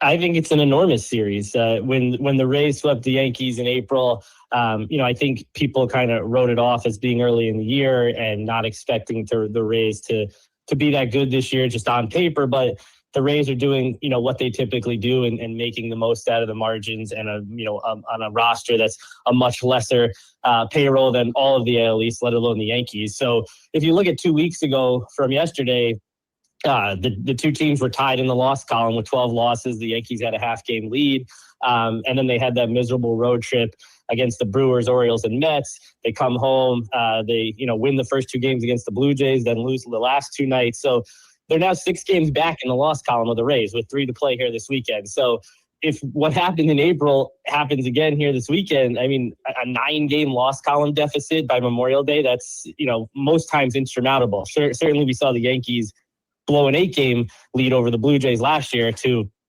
finish tied for the division. So, it can happen, but, the teams play less games against each other now with the balanced schedule. So this is a huge opportunity where, if the Yankees were to lose this series or horribly get swept again, things would look really bad in terms of the division. That's a great point about the balanced schedule. That they need to play more interdivisional games. Talk about Garrett Cole's return. A lot of people are very excited to see Cole back in on the field after the last time he pitched was the 24 World Series, which is crazy for the amount of time that he's missed. But what's a realistic expectation? Usually you don't see the best from him, but I would imagine the learning curve for Garrett Cole, they're going to have to make all kinds of exceptions. Yeah, the last time he was on the mound was when he blew the 5-0 lead and the no-hitter in the 5th inning of the World Series. Now, certainly he had some help from Judge dropping a fly ball and Volpe making a bad throw, but Cole didn't help his team out. He continued to blow that inning, the huge double to Freeman, didn't cover first base with him and Rizzo staring at each other. So that was the last time we saw him in a real game outside of spring training last year. For him to come back right now, the plan was for him to make another rehab start.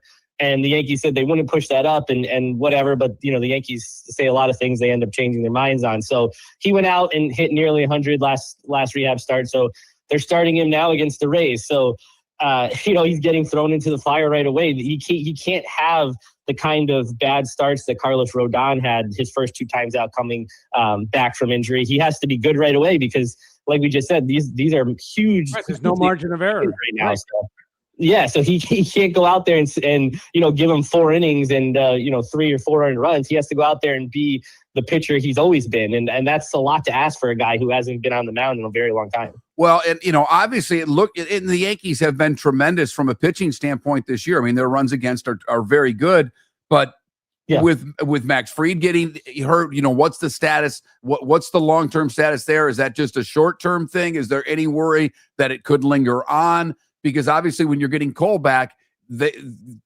depth was not a problem for the New York pitching staff. I don't know if it is yet, but if Fried's not coming back, you could start questioning the Yankees' pitching depth. Yeah, Fried was very un-Fried-like early in the season. A lot of walks, had command issues, had to pitch out of the stretch because he was walking and just not pitching well from the delivery. And he did have a few, really good starts in there. Now he went 8 scoreless against Boston, which isn't anything to write home about with the Red Sox roster this season. But he had some, moments where, okay, he looked like Max Fried, but for the majority of the time, he struggled to get through 5 innings. He was putting a lot of guys on, things that he hasn't done in his career. So it makes sense that he was pitching with some kind of injury. He had Tommy John surgery like 11 or 12 years ago now at this point. So a bone bruise in his pitching elbow is obviously terrible news, but it seems like they didn't get the worst case scenario news, and they do expect him back at some point. But to your point about the depth, Cam Schlittler's right now the odds-on favorite for Cy Young. They're getting Cole back. Rodon looked much better in his 3rd start last night against Toronto. Ryan Weathers and Will Warren have been really good. So it is the best rotation in baseball, even without Fried right now. But with him, that's what takes them up another level. And when you have the offense like the Yankees, that's very top heavy and can't be trusted and can't be consistent, you need to have the best rotation in baseball. Right. So the team that we saw 2 weeks ago that was flying high and tied with the Rays in the loss column isn't the team now, because Fried got hurt, Caballero got hurt, Dominguez got hurt, Rodon came back and stunk, Judge and Rice had a terrible road trip. So a lot's changed in the last 14 days. You mentioned Caballero coming back. Anthony Volpe was recalled from the minors, and this is a guy who's been such a polarizing figure. When he came onto the scene, and right. He was a fan favorite, and everybody loved him, and he's from New Jersey, and all this stuff. What's your thought on Volpe, big picture? Do you think it seems like his time with the Yankees is coming to an end? But do you see him being a viable major league shortstop, or is this just a guy that was from New Jersey that got a chance in New York and is not going to amount to much of a player after all? Yeah, I think it's the latter. I mean, it's obvious he's not a major league shortstop. He has no arm strength. He has to use his entire body and crow hops to get the ball across the diamond. He goes to his knees all the time to field balls. He did it last night in a huge situation where it cost the Yankees a double play. He, for 3 years, got to play every single day. Unlike any Yankees prospect ever, he just was given the longest leash, the most, runway, never got sent down, never got benched.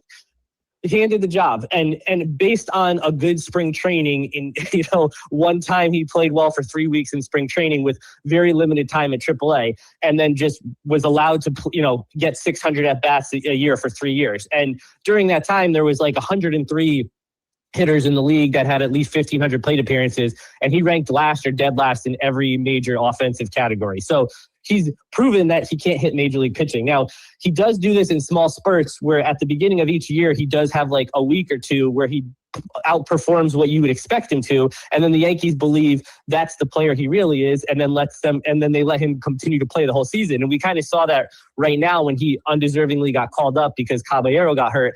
He had a few games where he had multiple walks and he had a big hit against the Mets and stuff, but that's what he does. And then he fades off, and then the Yankees keep thinking, hey, that guy we saw early on is the guy. But he is clearly not the guy.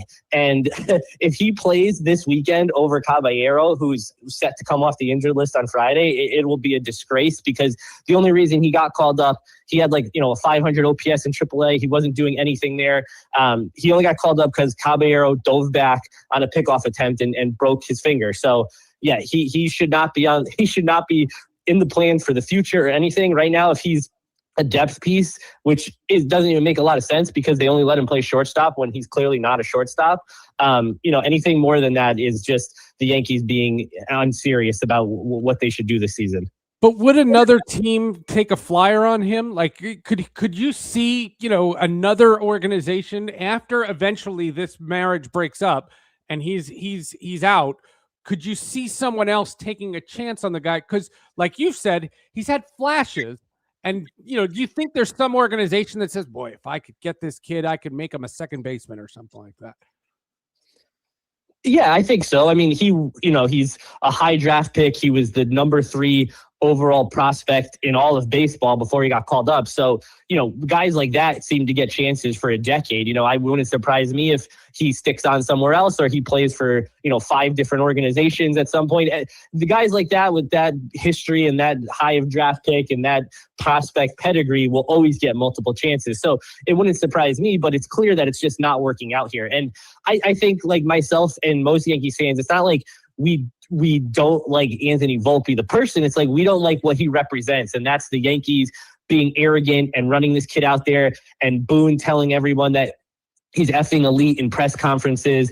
And just the fact that he got more than any prospect has ever gotten. Everyone else has to earn their way to the majors or they get sent down. And he never had to deal with that. And they passed on the greatest shortstop free agent class in history because they believed in this kid.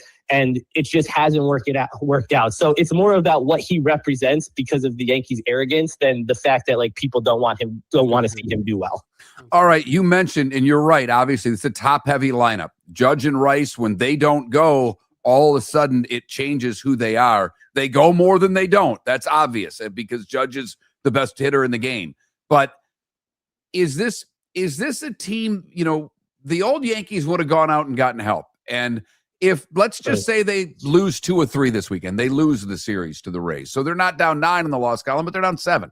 So do you see, because the American League's so damn bad, the playoffs are, to me, an afterthought for the Yankees. It's about winning the division. Is this a team that will make a move earlier than later, or do you think there are going to be less moves made earlier because the American League's so bad that even like a team I follow, the Tigers, last place team, I think they're, 5 out of the wild card right now. So are our teams going to be less likely to make moves early, or do you think there will be movement far before the trade deadline this year? Yeah, that's tough to say. I mean, if you look at the Red Sox, they're only a couple out of a playoff spot, and they've been horrible. So that's the issue with this, horrible 6-team format where 40% of the league gets in, and you could potentially have under 500 teams sneaking in if that were to ever play out. From a Yankees standpoint, what they did at last year's trade deadline was kind of to cover them for not only last year, but this year. They went out and targeted Ryan McMahon and brought him in. He was under contract. Same with Caballero.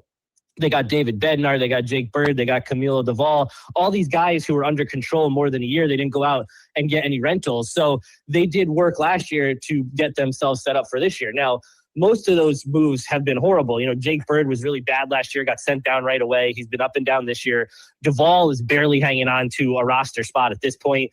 Bednar's been overworked ever since the WBC. Ryan and McMahon is about as automatic as an out as you can have in the major league. So a lot of these moves outside of Caballero, who's become their supposedly starting shortstop, haven't worked out. So now they're in a predicament where they have to upgrade on the upgrades they made last year. This Yankees team, I mean, they have 2 left-handed hitting catchers, both of whom are awful. McMahon isn't any good. Jazz Chisholm, playing for a contract, before the season, said he wanted to have a 50-50 year, and he's clearly trying to hit 50 home runs with every swing he takes. There's just so many holes in this lineup. And when Judge and Rice don't hit, which they haven't for the last 2 weeks, they lose. And they're 5-9 in the last 2 weeks because the 2 of them haven't been good. Ben Rice had the wrist injury before the road trip, which cost him a few games. Judge is in a slump. I saw, the great Katie Sharp, who has, Yankees stats on social media. She had tweeted that, Judge has only 1 RBI in his last 13 games. It's the first time in his career he's ever had that few RBIs in that many games.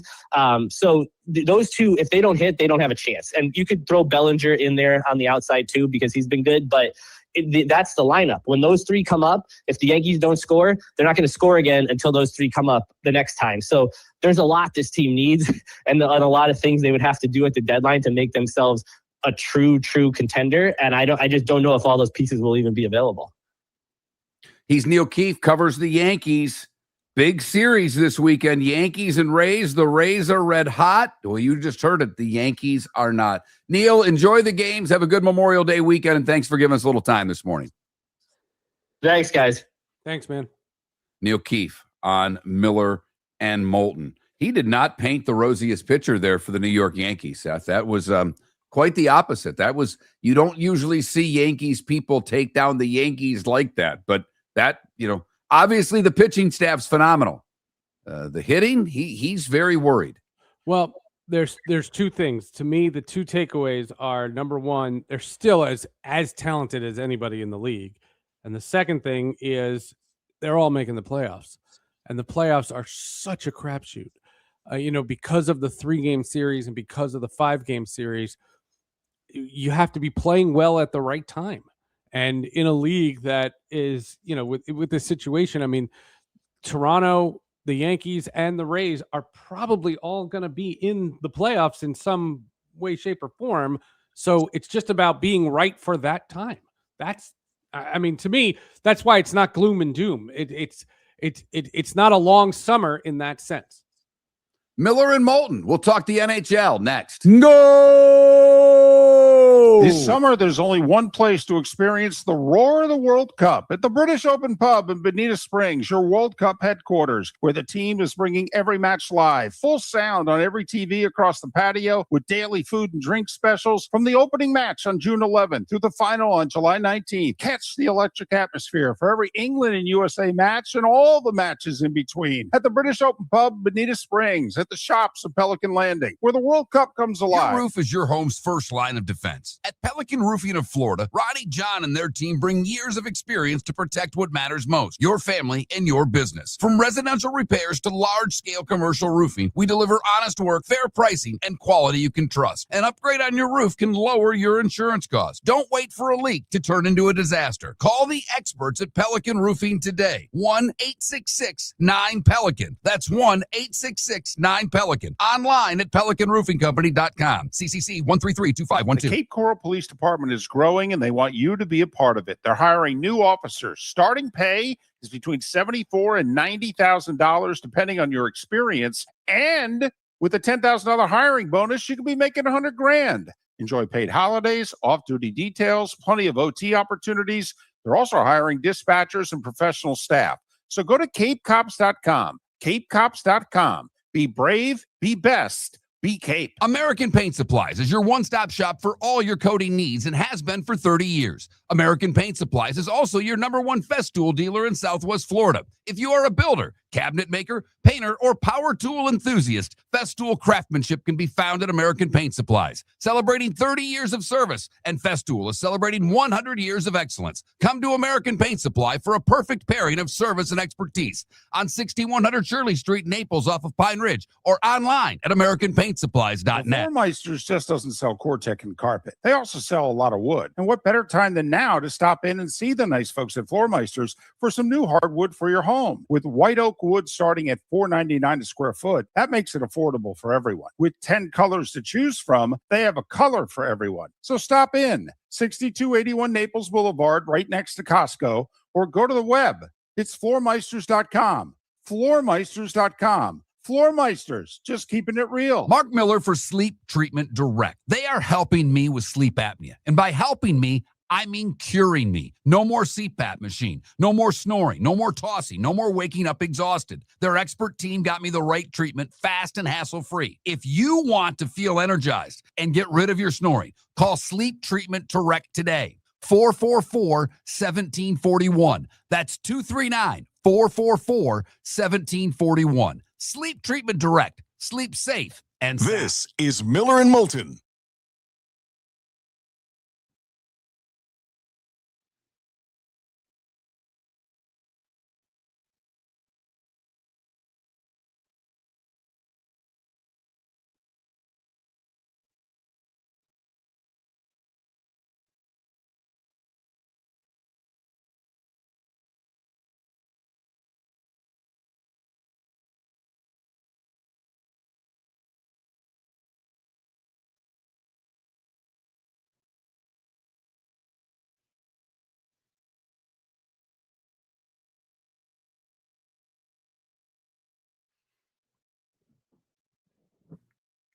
Yes, he did.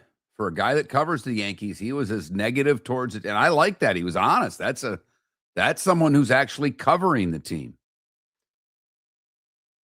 I mean, he praised the pitching staff, and it's the best in baseball. He did, but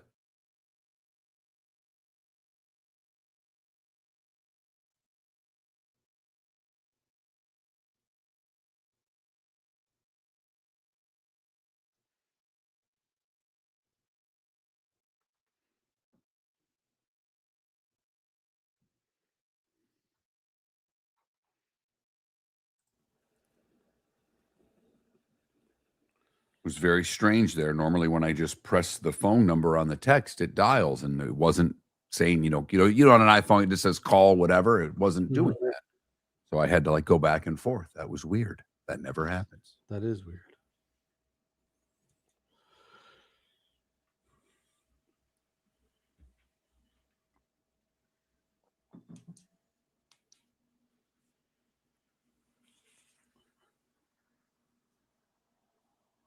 The chat, the guy sounds like he hates the Yankees. The guy who covers the Yankees? Yeah. I don't know. I thought he was pretty objective. I that's what I like. I mean, that was actually not a fanboy. That was someone that was covering them. And the other thing in the chat, these guys were arguing 10-4. It's 11 players on 6 different countries. There's I looked it up. It was on England. I have 10. Now I only have 3 on England, so maybe there's someone else. Yeah. But okay, that's what. I'm sorry. Chat GPT screwed me. It did the 2022 World Cup, so I apologize. I was trying to back you. Miller and Moulton is me, just so you know. Oh, I got to call this guy.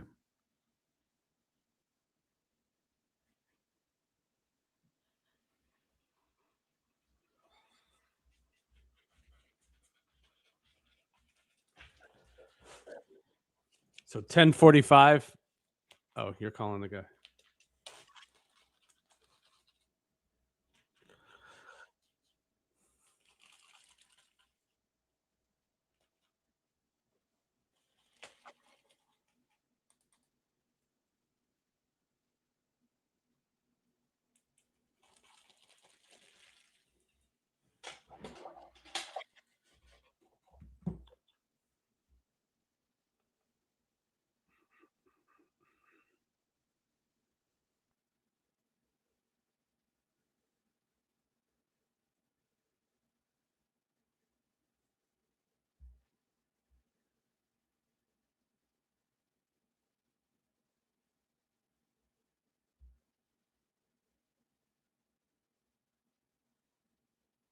Dave, just want to make sure you can hear us. Yeah, I got you. Okay, good.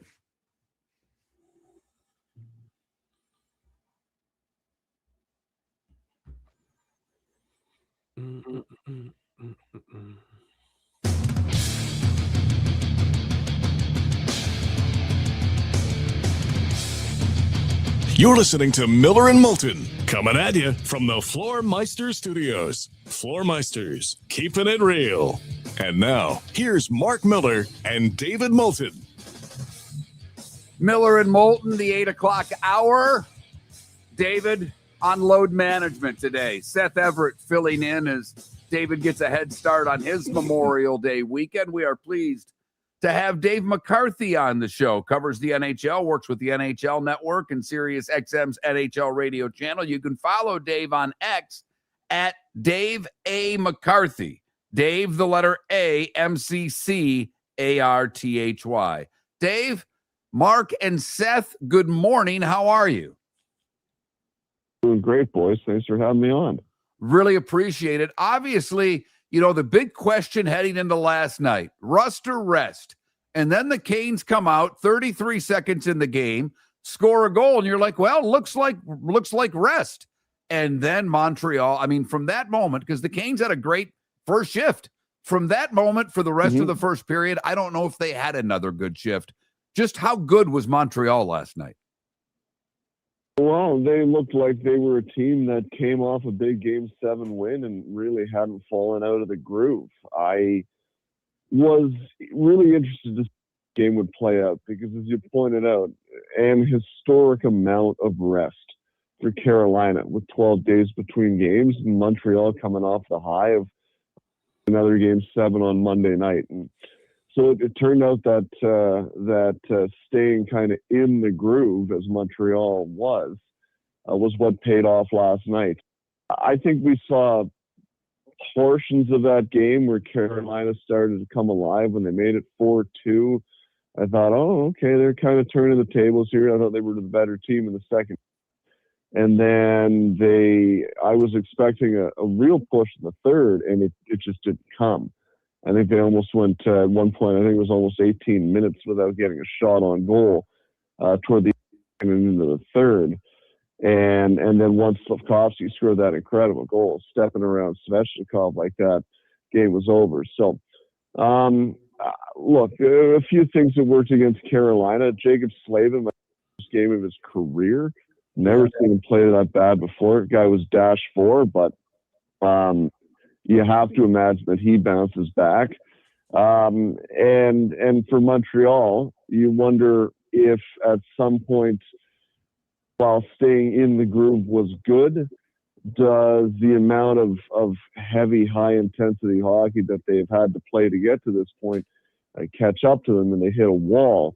And Carolina, now that they've sort of got it back up and running, is able to get to their a little bit. They scored obviously early, but sustain their game over the entirety of the game too. I don't think there's concern that Carolina's not going to be able to compete in this series. But what I think it does do is it gives Montreal a little bit of self-belief that, hey, this team that cruised through 2 rounds only gave up 5 goals in the entire second round, or I should say first round against Ottawa. Might have been in the second round too. They haven't given many goals, put it that way. That, hey, we can beat these guys. And so now we might have a good series on our hands. But you wonder, just this idea of Carolina has this massive, albatross, where they have to overcome something that they haven't been. We don't really talk about the Hurricanes in the sense that they come in, but they have had their share now of playoff failure, and they've been so good for a number of years now. And they've been so annoying, and so just a team that has been just in your face this whole time. Just this idea that maybe Carolina has this big monkey off their back, like a lot of people talk about Canadian teams, like a lot of people talked about Edmonton, but in reality, it's Carolina that has to overcome something. Yeah, you're right. They've been able to get into the playoffs every year for the last 8 years. They've been able to win around. If not 2 every year for the last 8 years, but they haven't been able to push through to the Cup final. And that's what they're obviously trying to do this year. And I think when you look at the path before them this year to get to the Cup final, now that they're at this point, and if you had told them that Montreal would be the last team standing in their way, I think they would have taken that. Montreal is not the Florida Panthers or one of those teams that's given them trouble in the past. Montreal is a good team, but I think if you're the Hurricanes and you let this opportunity slip by, then I think you got to look really long and hard about what's wrong with your program, because Montreal's a good team, but Carolina to me is still the favorite. They should be the favorites, and if they don't take advantage of this chance, there's going to be a lot of soul searching there in terms of what do they have to do to ultimately get to where they want to be. I think it would be a tremendous amount of disappointment. So that's why I don't expect this series to be short at all. I think Carolina's going to be fine. Now that they've got it up and running again, no matter what you do, you can't replicate game situations. You can't replicate that intensity at this time of the year. I joked, quite honestly, boys, it's so much time they could have sent some of their guys to the World Championships, got 3 games and come back, had lots of time to be ready to go here for the third round. So the fact that they awesome if they did that. Playing, wouldn't that have been honestly incredible if they did that?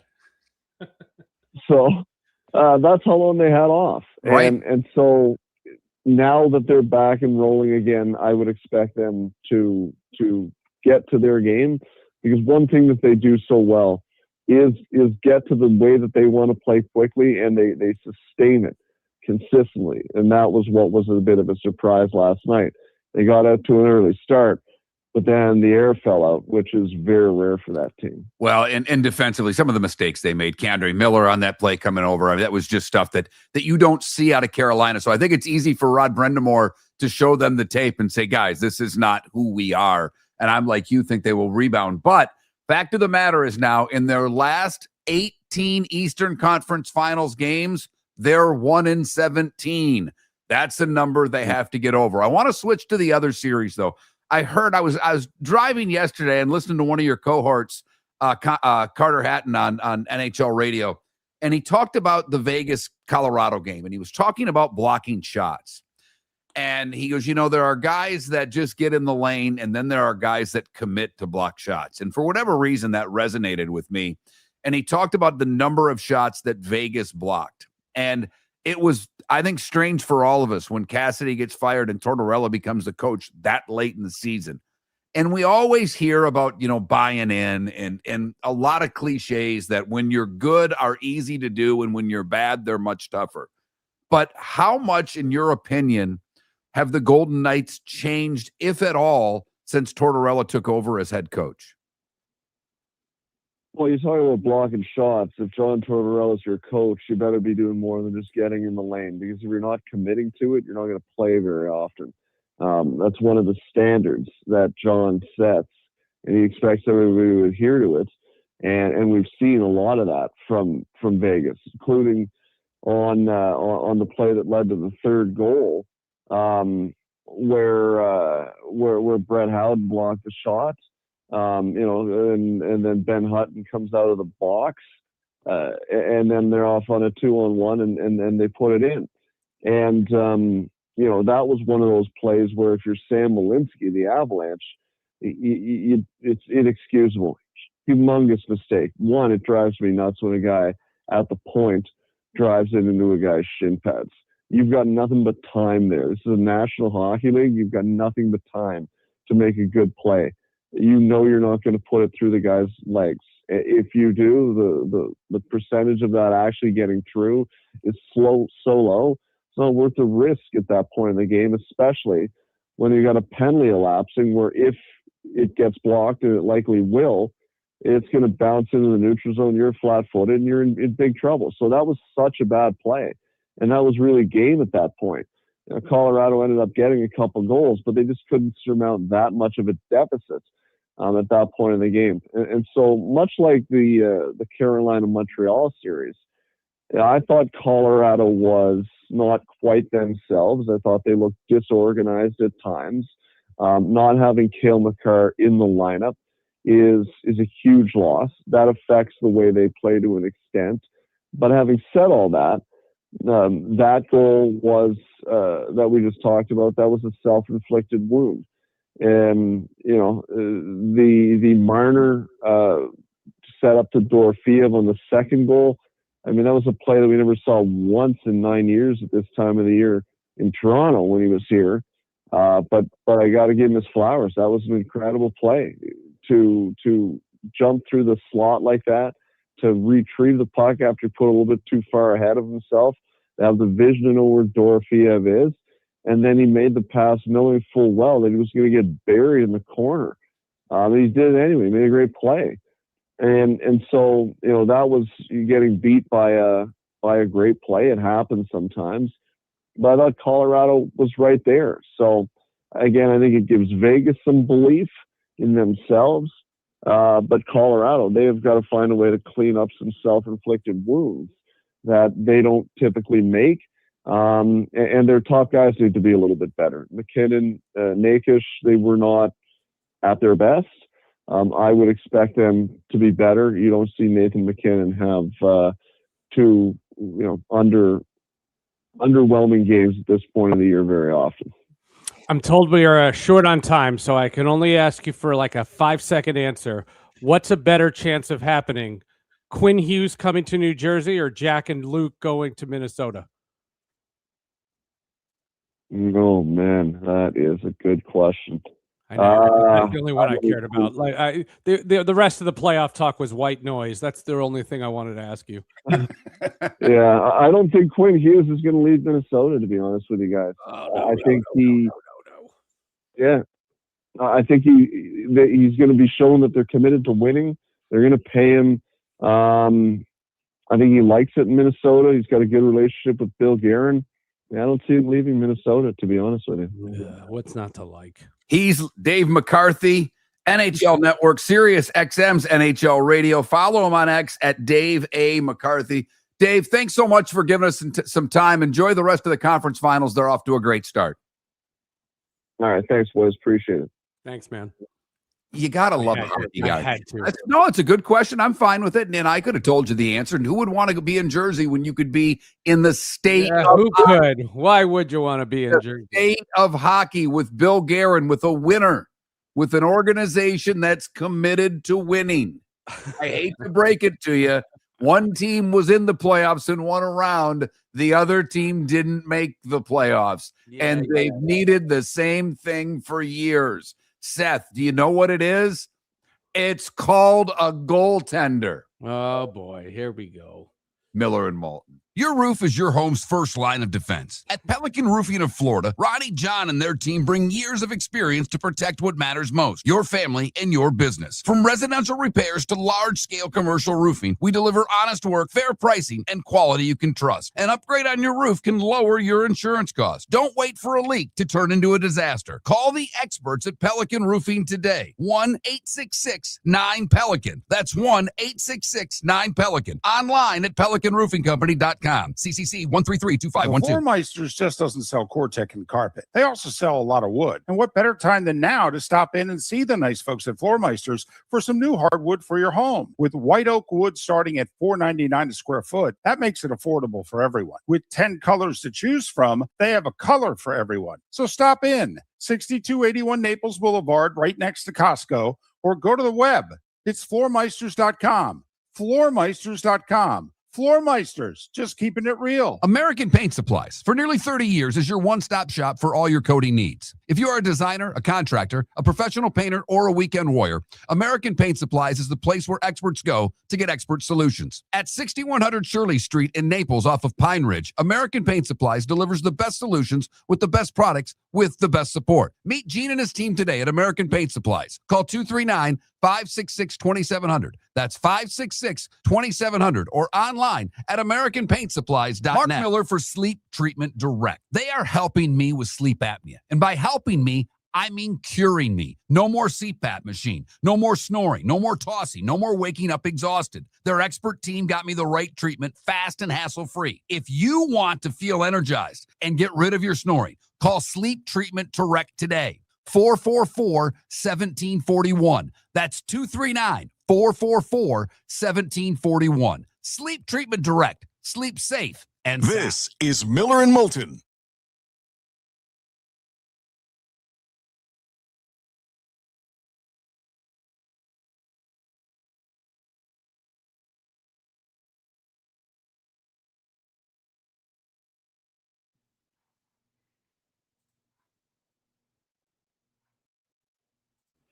Today's the last day for CBS News Radio. That's amazing. I mean, what CBS has changed so much here just in the last little bit. I mean, we know why, but it's so crazy. So many friends are out of work today. What are you snacking on over there?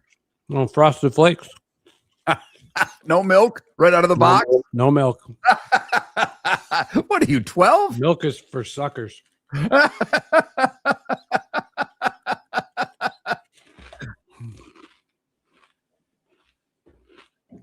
I try so hard to eat healthy. I go at it well for about 2-3 days. And then yesterday I'm running around, had to drive to Tampa. I'm starving. Run through Chick-fil-A, get a sandwich and a cookies and cream milkshake, the most underrated milkshake in the fast food world. And then it's, then it's 7:30, 8 o'clock. And about 7:30, I'm starving. Yeah. And the wife and daughter have already had something to eat. And I'm like, well, I'm getting a pizza.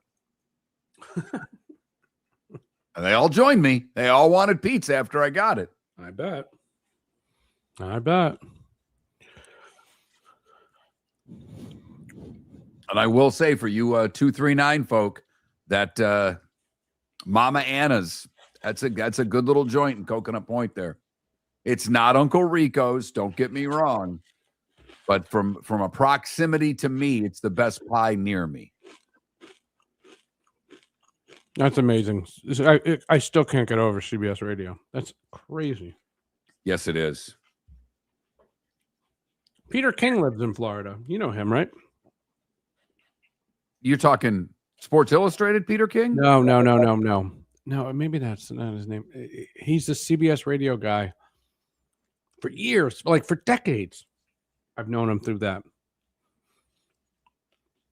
Yeah, you would need to have this conversation with David because you two care more about who's in that. Like I'm the guy who's worked in radio for 20 years and don't consider myself part of media.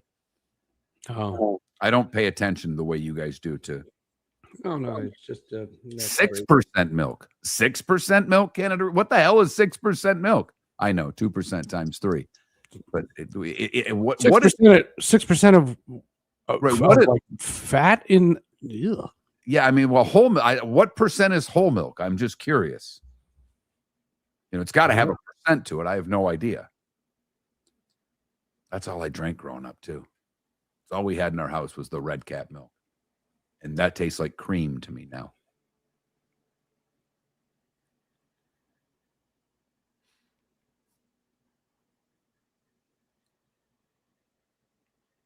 Although, as Javier would know, if you're going to cook. Oh, really? Okay. If you're going to cook, if you're going to use any milk, whole milk's the way to go. Oh, all right. So you learned something on this show. Always. Useless knowledge, but you learn something, whether it's from the host or from the chat room. I did not know that whole milk was 3.25%. That's not whole. Right. It's advertising. Thank you. Thank you. I agree. Now everybody's putting different percentages. Yeah, come on, give me one answer. Final answer. I need to be reading. I don't know what's going on. What's the deal with milk? That's like the Seinfeld joke about McDonald's. You always see the sign, over 10 million sold, over 15 million sold. How about McDonald's? We're doing very well. It's one of my favorite things about TikTok. Now on TikTok, they've been giving me a lot of WKRPs, which are great. Yeah. But when I get the side, like if I get a good Kramer Seinfeld, it makes me so happy for those 90 seconds. The greatest thing about TikTok.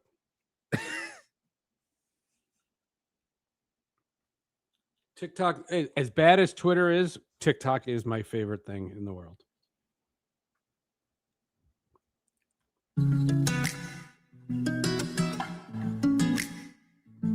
Welcome back to Miller and Moulton. Text the guys what's in your mind at 21,000. That's 21000. And now, here's David Moulton. Miller and Moulton on the Friday before a 3-day weekend for most of us, even Miller and Moulton. We've got a best of running Monday. We'll be back Tuesday morning. Am I ever in the best of? What's that? Am I ever in the best of? Sometimes. Oh, Not this one. Not this one? Not this. Well, my segments have been subpar. Pick it up. That's all I'm telling you. I will say, yes, you are a lot, because the one thing about most of your segments is they're more evergreen than a lot of the stuff we do. With the, I see. We get into things, but we do a lot of talk about the industry, particularly from a streaming standpoint. And I think that stuff has a longer shelf life than talking about Game 2 of the Eastern Conference Finals. Right. So I wanted to go to your wheelhouse for a moment. Oh, because I was laughing. A friend of mine, when I was up at Moffett and in the Hope Lodge, a friend of mine that I've known since I was 3 years old. You were on vacation there. Yes. Probably my oldest friend in the world.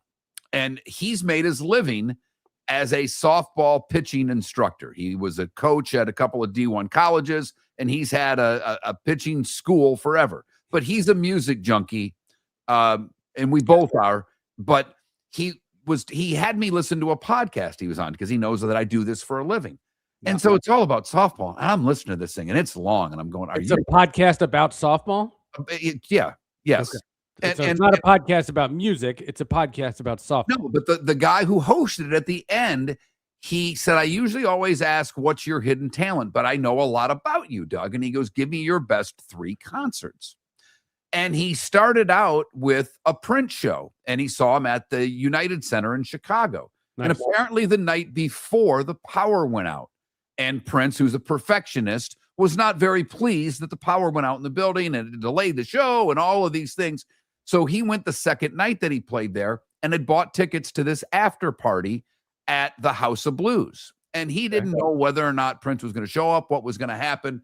And it turned out not only did Prince show up, but Prince didn't, wasn't like done up. The hair was all over the place. He just got done performing. So he basically told them to turn the house lights off.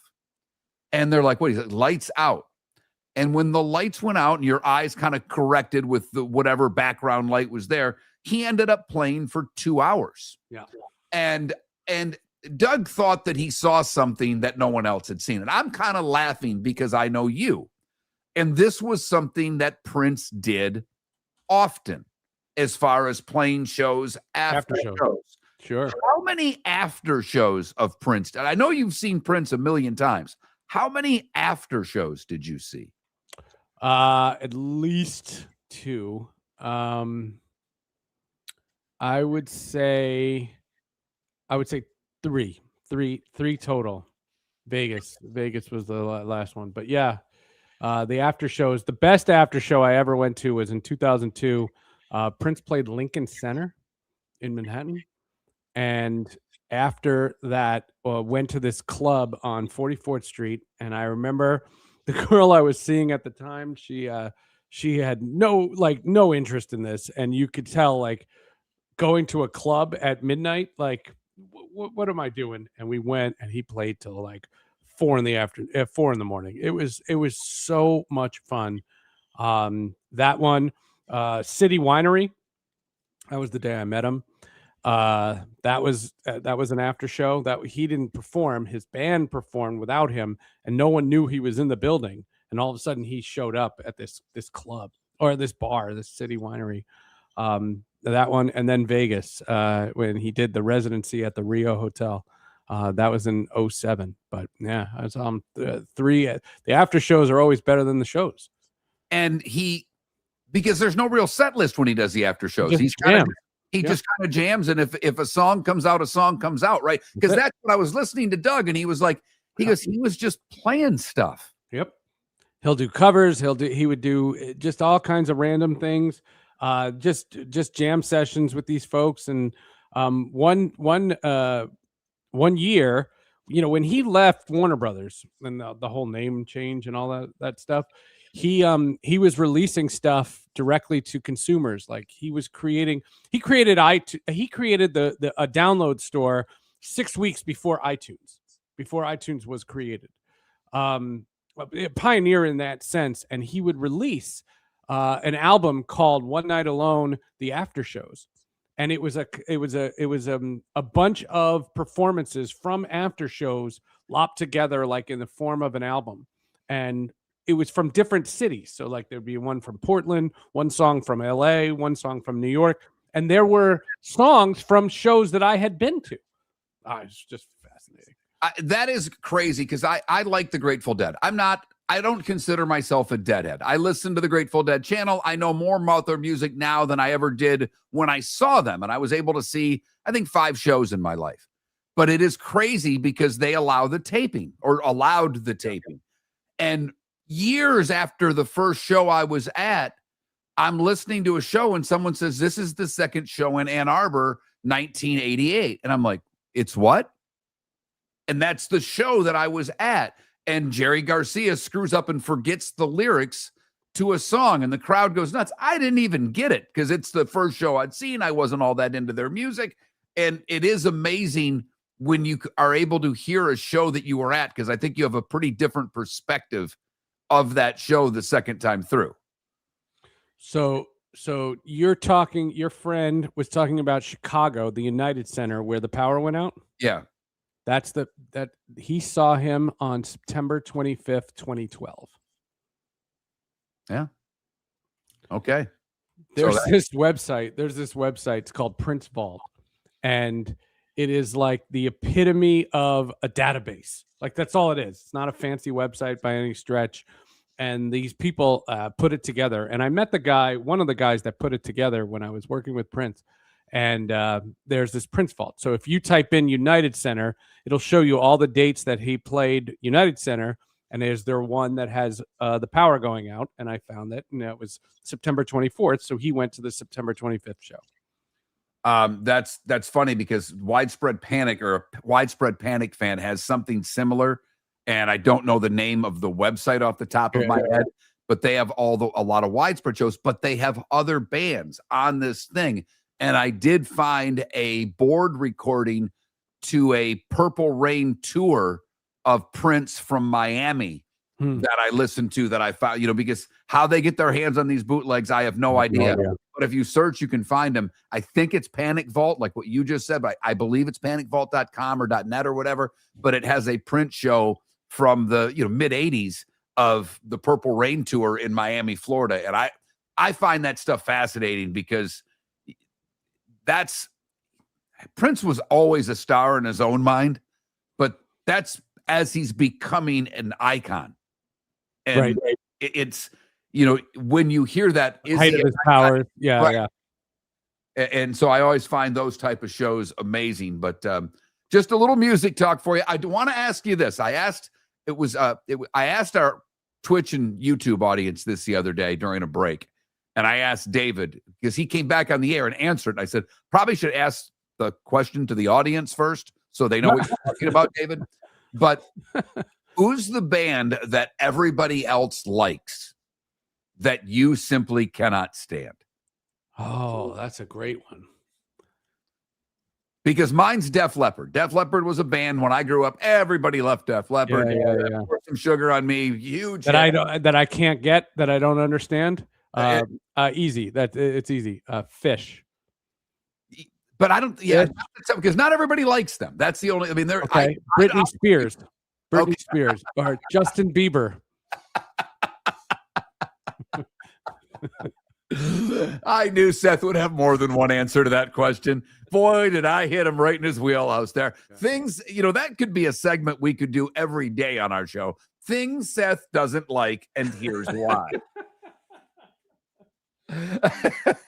Miller and Moulton. We've talked a little hockey. We've talked a little baseball. A story that we have been all over is the Sorsby story, the quarterback from Texas Tech. Top of the 9 o'clock hour, Jarrett Ramirez, who covers Texas Tech for Red Raiders Sport, will join us to discuss what's going on with that case that's going to trial on June 1st. Miller and Moulton, millerandmoulton.com. The Floormeisters just doesn't sell Cortec and carpet. They also sell a lot of wood. And what better time than now to stop in and see the nice folks at Floormeisters for some new hardwood for your home. With white oak wood starting at $4.99 a square foot, that makes it affordable for everyone. With 10 colors to choose from, they have a color for everyone. So stop in, 6281 Naples Boulevard, right next to Costco, or go to the web.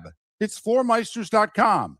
Floormeisters.com. Floormeisters, just keeping it real. Your roof is your home's first line of defense. At Pelican Roofing of Florida, Ronnie, John, and their team bring years of experience to protect what matters most, your family and your business. From residential repairs to large-scale commercial roofing, we deliver honest work, fair pricing, and quality you can trust. An upgrade on your roof can lower your insurance costs. Don't wait for a leak to turn into a disaster. Call the experts at Pelican Roofing today. 1-866-9-PELICAN. That's 1-866-9-PELICAN. Online at pelicanroofingcompany.com. CCC 1332512. The Cape Coral Police Department is growing, and they want you to be a part of it. They're hiring new officers. Starting pay is between $74,000 and $90,000, depending on your experience. And with a $10,000 hiring bonus, you could be making $100,000.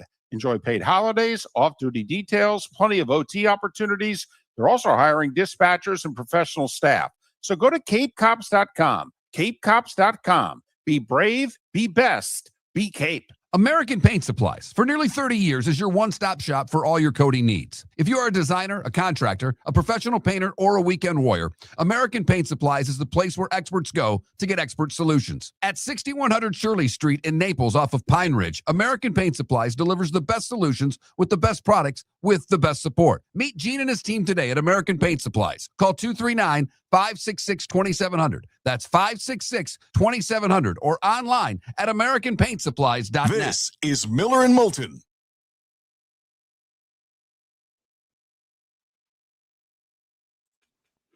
I may ask you to share however you got a hold of Biz. I won't let anybody know how, but I would love to try to. I have no idea how to even get to him. Oh, okay. Yeah, I know a guy.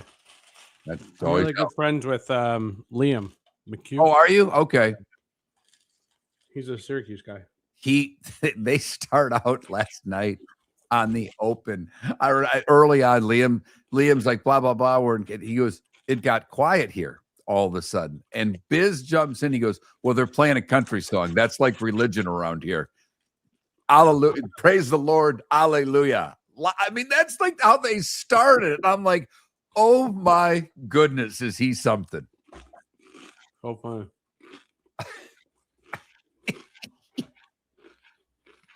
He is such a breath of fresh air because he takes the ribbing from everybody. He knows he's going to get it. He doesn't because look it. I'm not a PK Subban fan. I think PK Subban. I think he's a clown. He was a dirty hockey player, very dirty. He slew-footed guys. He was a punk when he played, and he acts like he's the toughest guy that ever played. Which former Devil's great. And then you got Messier, the greatest leader of all time, he's still the greatest leader of all time. I understand. And you've got Subban, who's a dirty player who thinks he's this poster boy for being a model now. And he's a good-looking guy, but I mean, last night or 2 nights ago, he's got the double-breasted coat on with the wife beater and a chain. It's like, really? And then you got Kevin. I don't watch the studio. And then you got Kevin Weeks, who's had 1 year over 500 as a goaltender in his life. He was 7-5 1 year. He was I mean, come on. The difference between the panel on TNT and ESPN is ridiculous. No, that's fair. Yeah, TNT's great. They do a great job. It's a great broadcast. I think it's weird that on HBO Max, when one game ends and they have a doubleheader, they don't just go into the other game. You got to out and you have to find the other game. It's the only reason why I'm on YouTube TV, Seth. I always go to TNT because just for that reason. It's so weird. I'll walk out of the room and the TV will be like, your event has ended. I'm like, well, no, the next game should be ended. You'll appreciate this. Supposedly last night, Stephen Colbert told his band to play a bunch of licensed music so that CBS will get fined. That is funny. I did. That makes me laugh. I did like the bit, and I didn't see the show, obviously, but I did like that he brought Letterman back and they threw stuff off the top of the building because they told Colbert he couldn't do it after Letterman did it. That was funny. That was a funny bit. Funny's funny. I don't care what your politics are. I watch David Letterman religiously every day. Every night. I watched, believe it or not, I'm old enough, Seth, that during the summer, I remember watching his 10 a.m. or 11 a.m. show because because I was home alone. My parents both worked. And so I just watched TV in the morning, and he had stupid pet tricks on, and that was as a kid, that was funny, and that's where I got into Letterman. And I had a couple that the kid that I mentioned that Doug was a couple of years older than me, and another guy, Dave Sperling, was a couple of years older than me, and they were old enough to get the humor, so they liked it. So if they liked it, I liked it. Right. No, I was a huge David Letterman guy. Oh yeah, me too. The music, the whole thing with Pearl Jam and Eddie Vedder. If you've seen that thing where they piece it together all the time that Letterman's doing, the do. What is that? You got to get that guy on, Paul. I want to get that guy on, and he starts doing it. And Vedder walks out, does it, and leaves. Yeah, that's spectacular. I mean, that's how their friendship began. My favorite one was in the height of the Michael Jackson case, the molestation case. Janet Jackson was on Letterman, and he goes, I want to just get this right out in the open. I have the hardest question I'm going to ask you, and I just want to ask it right away and get it over with. How's Tito? That's fantastic. That's fantastic. Oh, my God.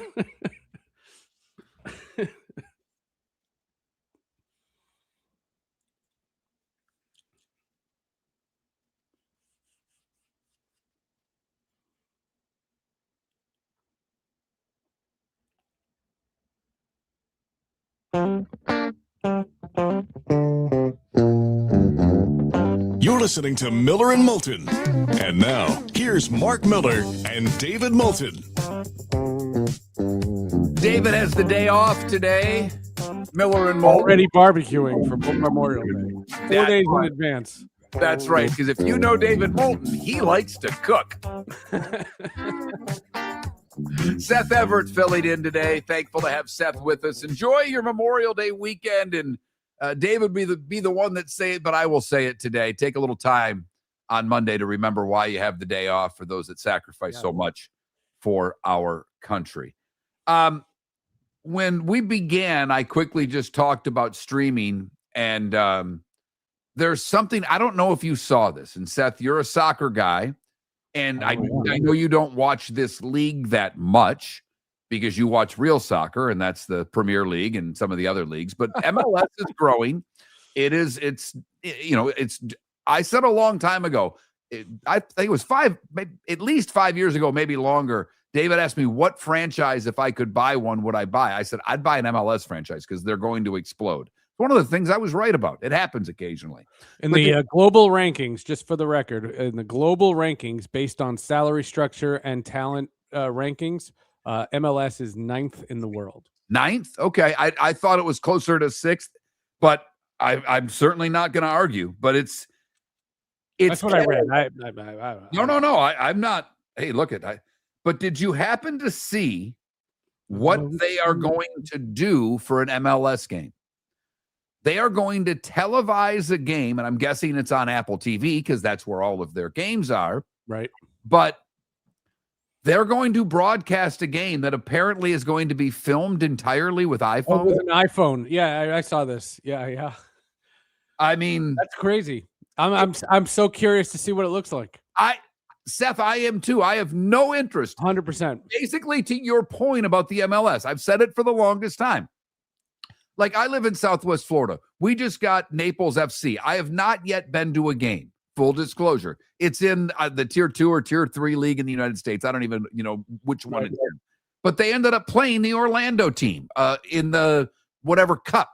It's like a U.S. Cup or something. The Lamar Hunt Cup or whatever I think it is. And they played the Orlando team from the MLS, and it was a 1-goal game. And they had a goal. They had a goal disallowed that most people think was, or that there was no VAR, and people think it was in. And the pictures certainly show that it was in. And it was in Naples. It wasn't in Orlando. It was sold out. That's a big deal for this little soccer club to be on the CBS Sports Network. And I found it because I was streaming on Paramount, and I'm like, Naples? And I watched. So that's the only reason I would have ever put it on. But I don't watch MLS. But the fact of the matter, if they're going to do a game that's going to be filmed with iPhones, as someone who's in this industry, maybe that's the only reason. I'm really intrigued, because if you can pull that off, and it's not as difficult as it was before to find someone to stream your event, what this would do for all levels of viewing to get, well, it would mean more networks get cheaper. I mean, well, there's that. But I mean, for all the minor league teams that are trying to get things out there, maybe you can do things more economically and have a way so that if you're a fan of whatever team, when your team goes on the road, you're able to watch them. You began the show with, hey, whatever you're a fan of, be into it. And if this exposes more people to their team, I'm all for it. Well, and streaming allows you to show things that are not there. I've talked about on this show, the ACC's deal with ESPN includes any non-televised sport from any of the ACC schools, if the school will put the broadcast together with students or whatever, they will put it on ESPN Plus. And that's amazing. That's an amazing opportunity for all the teams. It's not just a Syracuse thing, but what Syracuse does is if the women's soccer is not televised, if a game, an early season game is not on any kind of television whatsoever, the students will put it on and you can see it. And you can watch, these kids do play-by-play and things like that. We never had those opportunities when we were kids. No, Seth, and you went to school for broadcasting. I didn't decide to do this until after college. But when I first did games in the International Hockey League, before I was ever on air, Kenny Double was our play-by-play guy. He had done Purdue, he had done the Indiana Pacers, and he was a really good hockey announcer. And he told me, he says, all right, he goes, you got a tape recorder, right? Yeah, I had this cheap little tape recorder and cheap little microphone. I would sit behind 3 rows behind Ken Double in the press box and do a period into a tape recorder. And then during the week, he'd play my tape. And I thank him immensely for it because he would play my tape. And That's like the story of Ken Levine, the writer. He's an award-winning writer of Cheers and Frasier and MASH. He wrote all these shows. He was a sitcom writer in the 70s and 80s, and he took a tape, went to Dodger Stadium and started doing games, and then got hired by the Baltimore Orioles, the Seattle Mariners, and all these other teams. And the funniest part about that is because he was the writer of Cheers, on the Seattle Mariners pregame show in like 1991, Ted Danson came on as Sam Malone, the former relief pitcher for the Red Sox. And they interviewed him. And it was just a guy wanted to do a tape, and he did a tape and he got hired out of it. Yeah, by the way, the game that we are talking about being done on Apple TV with the iPhone 17 Pro is Saturday. Coming Saturday? Like this coming Saturday. That's cool. So tomorrow, basically. Sorry, the way to get dates there. But it is tomorrow's MLS game. And here's the funny thing is, in the article I'm looking at on Variety, great job, folks, they don't even have which game it is. But, but I'm sure if you go to the Apple TV app, it'll tell you. Right. So they're going to promote the hell out of it. Absolutely, but it's an entire game watched with taped with or filmed with an iPhone. So I'm fascinated to see what it looks like when it's all said and done. I thought that was very interesting that they're trying to. And Seth, you're probably right. Here I am being the optimist. Seth, you're being the realist. You're not even being a pessimist here. It's gonna cost jobs. Right. It's gonna cost jobs. But what I guess I'm intrigued about is, one, how do you dial that in with whatever system the switcher's from? Because, one of the limitations as someone who worked in minor league hockey for many years, and I know now all of these minor league teams in the ECHL are broadcasting their games out on some service, and I don't know what it is. I apologize. But it's basically most places just have a one camera shoot. They just have a play. But if you think about the cameras, they're not wireless. So right. if you're talking about a regular game broadcast of any sport, the cameras are plugged into some kind of a wired thing that's in your stadium/arena. With the iPhone, you're not hardwiring these iPhones. No, they're Bluetooth or Wi-Fiing. Yeah, exactly.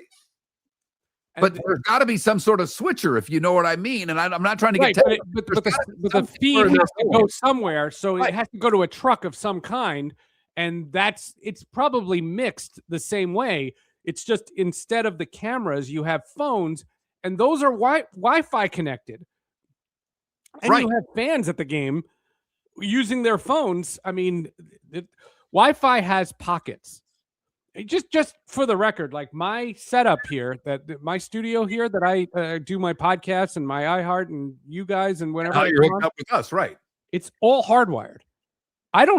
There's not even a Wi-Fi modem in this computer. It cannot get any Wi-Fi because Wi-Fi has packets and Wi-Fi cuts out, and it just does. And people don't realize it, and most Wi-Fi is pretty good, and we're living in 2026. But just the idea of having all these iPhones on all these different cameras, that's pretty nuts. And you could put iPhones on the sidelines. So you could have a totally different perspective. You don't have to be in the camera positions like the camera wells that are built into the stadium. No, and honestly, all my internet is hardwired here as well. But as I was telling Seth during one of the breaks, and we've had a couple of issues with the phones because the new board that I have has Bluetooth capabilities, and we put all of our guests, I call them on my iPhone and Bluetooth it into the system. And if it doesn't work and there's a pop, I've got to take the guy off and turn Bluetooth off and turn it back on, engineering 101. But yeah, you're right, Seth. It is, what if during this broadcast, these particular iPhones start getting random text messages and they go on the screen? Well, wouldn't you want to know the number and do that? I mean, the cynic in me. And the other side, what are you wearing? What are you wearing? But the other thing you brought up is that there's a dimension of this that's fascinating to me because from a promotional standpoint, this is my marketing hat, that this could be an awful idea, but this is what I did for a long time. From a standpoint of now I can maybe hook up with a fan, and there's a way for a fan's phone to be part of the broadcast, to give me crowd shots, to give instant. Girls are going like this, making a duck face. Exactly.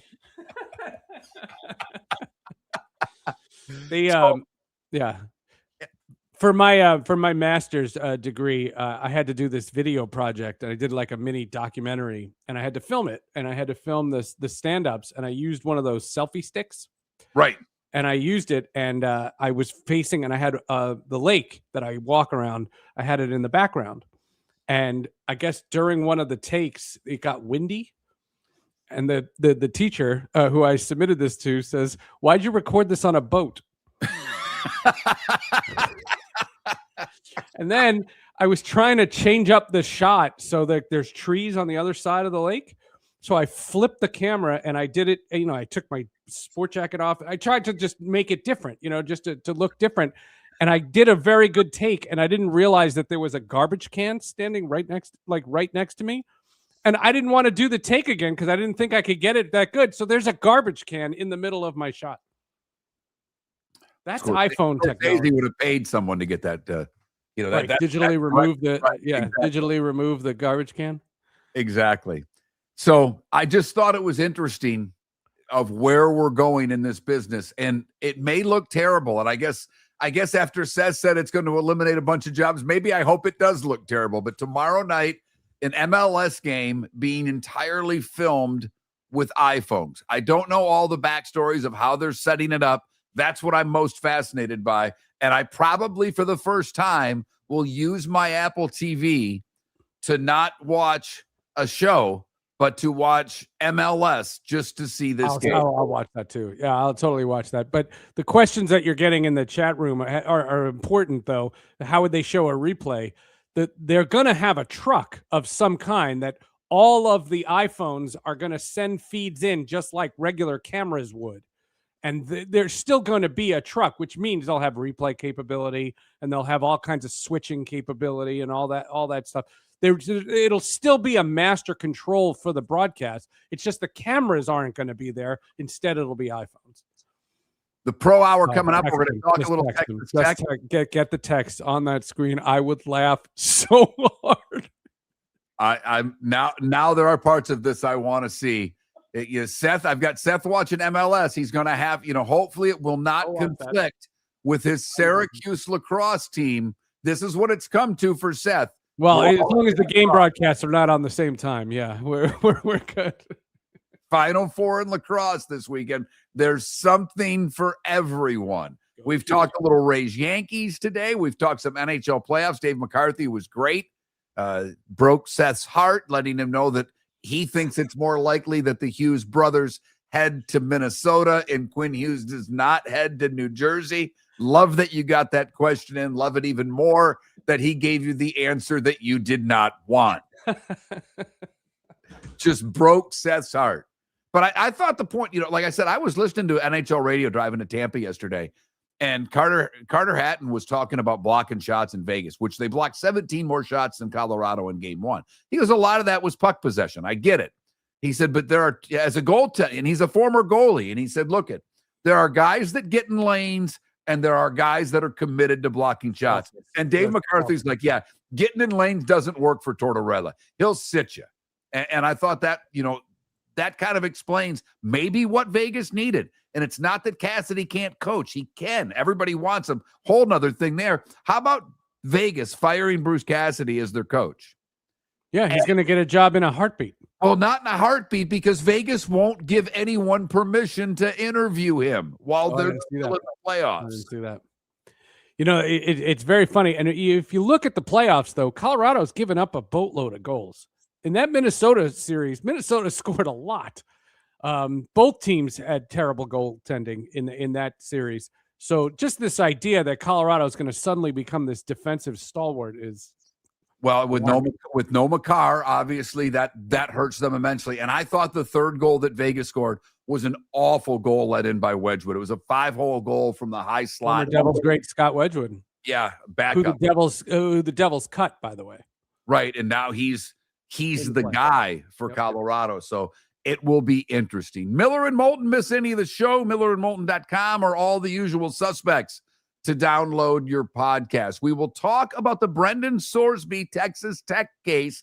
That's next. The Pro Hour. Miller and Moulton continues after this. Your roof is your home's first line of defense. At Pelican Roofing of Florida, Ronnie John and their team bring years of experience to protect what matters most, your family and your business. From residential repairs to large-scale commercial roofing, we deliver honest work, fair pricing, and quality you can trust. An upgrade on your roof can lower your insurance costs. Don't wait for a leak to turn into a disaster. Call the experts at Pelican Roofing today. 1-866-9-PELICAN. That's 1-866-9-PELICAN. Online at PelicanRoofingCompany.com. CCC 1332512. Cape Coral Police Department is growing, and they want you to be a part of it. They're hiring new officers. Starting pay is between $74,000 and $90,000, depending on your experience. And with a $10,000 hiring bonus, you could be making $100,000. Enjoy paid holidays, off-duty details, plenty of OT opportunities. They're also hiring dispatchers and professional staff. So go to CapeCops.com. CapeCops.com. Be brave, be best. Be Cape. Mark Miller for Sleep Treatment Direct. They are helping me with sleep apnea. And by helping me, I mean curing me. No more CPAP machine. No more snoring. No more tossing. No more waking up exhausted. Their expert team got me the right treatment, fast and hassle-free. If you want to feel energized and get rid of your snoring, call Sleep Treatment Direct today. 444-1741. That's 239-444-1741. Sleep Treatment Direct. Sleep safe and sound. Floormeisters just doesn't sell Cortec and carpet. They also sell a lot of wood. And what better time than now to stop in and see the nice folks at Floormeisters for some new hardwood for your home. With white oak wood starting at $4.99 a square foot, that makes it affordable for everyone. With 10 colors to choose from, they have a color for everyone. So stop in. 6281 Naples Boulevard, right next to Costco, or go to the web. It's floormeisters.com. Floormeisters.com. Floormeisters, just keeping it real. American Paint Supplies, for nearly 30 years, is your one-stop shop for all your coating needs. If you are a designer, a contractor, a professional painter, or a weekend warrior, American Paint Supplies is the place where experts go to get expert solutions. At 6100 Shirley Street in Naples off of Pine Ridge, American Paint Supplies delivers the best solutions with the best products with the best support. Meet Gene and his team today at American Paint Supplies. Call 239-566-2700. That's 566-2700 or online at AmericanPaintSupplies.net. No! This summer, there's only one place to experience the roar of the World Cup at the British Open Pub in Bonita Springs, your World Cup headquarters, where the team is bringing every match live. Full sound on every TV across the patio with daily food and drink specials from the opening match on June 11th through the final on July 19th. Catch the electric atmosphere for every England and USA match and all the matches in between at the British Open Pub, Bonita Springs, at the shops of Pelican Landing, where the World Cup comes alive. This is Miller and Moulton. Thank you, Michael. And yes, I did, Tim. It was probably my record to get to Tampa. You know, Waze knows how fast you drive, so it's not like Google Maps that you just destroy whatever time they estimate. I beat the Waze time by like 12, 13 minutes yesterday. I may have gone quickly. Got a good little convoy going. Always nice. She kind of ticked me off early because I had to pass her on the right because she was slowing down, and then she got mad at me, and she kind of ran the convoy, and we the two of us and then a few others made some very good times. She ended up going on I-4, and my exit's literally like 2 after that or 1 after that. Not that no triple digits, Red Dog. In fact, I don't even think I hit 90. But no, I don't drive that fast. I'm scared. I don't have a good enough car to drive that fast. But 85 is, 85, 86. Not really at all. On the way back, a little more slow down than on the way there because I was coming home during a little more drive time. But no, I did not. I did an hour of NHL radio and an hour of NBA radio. No, I did not know at that point that David was taking the day off, but I was just listening to talk radio on the way up, and then I rocked out on the way back.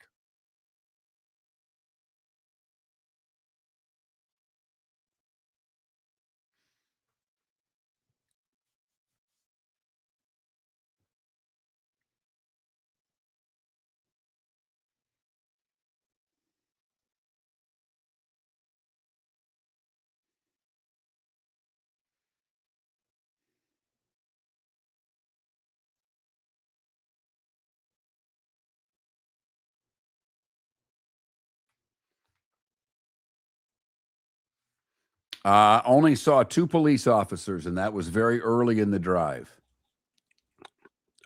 It's the LA Galaxy versus the Houston Dynamo, and it's not until 10:30 at night. I won't be watching. Yep. It's 7:30 p.m. Pacific time on Apple TV. Lovely. Yeah. Someone made a great comment on the text line, said they'll televise it till the 70th minute because then all their batteries will die because streaming sucks so much battery.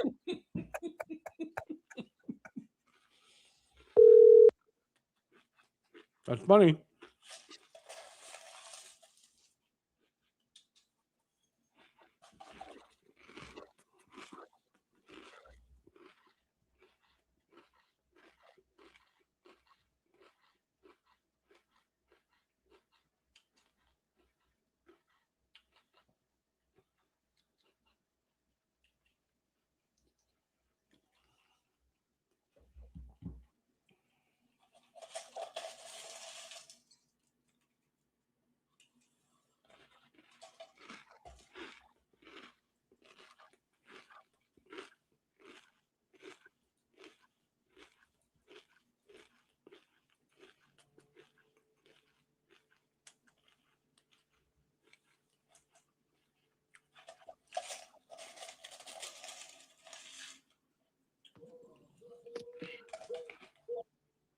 Jarrett, you got us?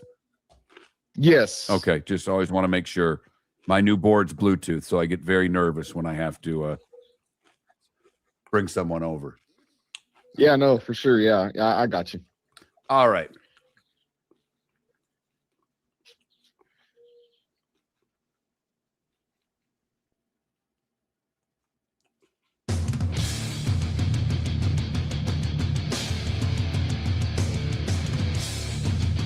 You're listening to Miller and Moulton, coming at you from the Floor Meister Studios. Floor Meisters, keeping it real.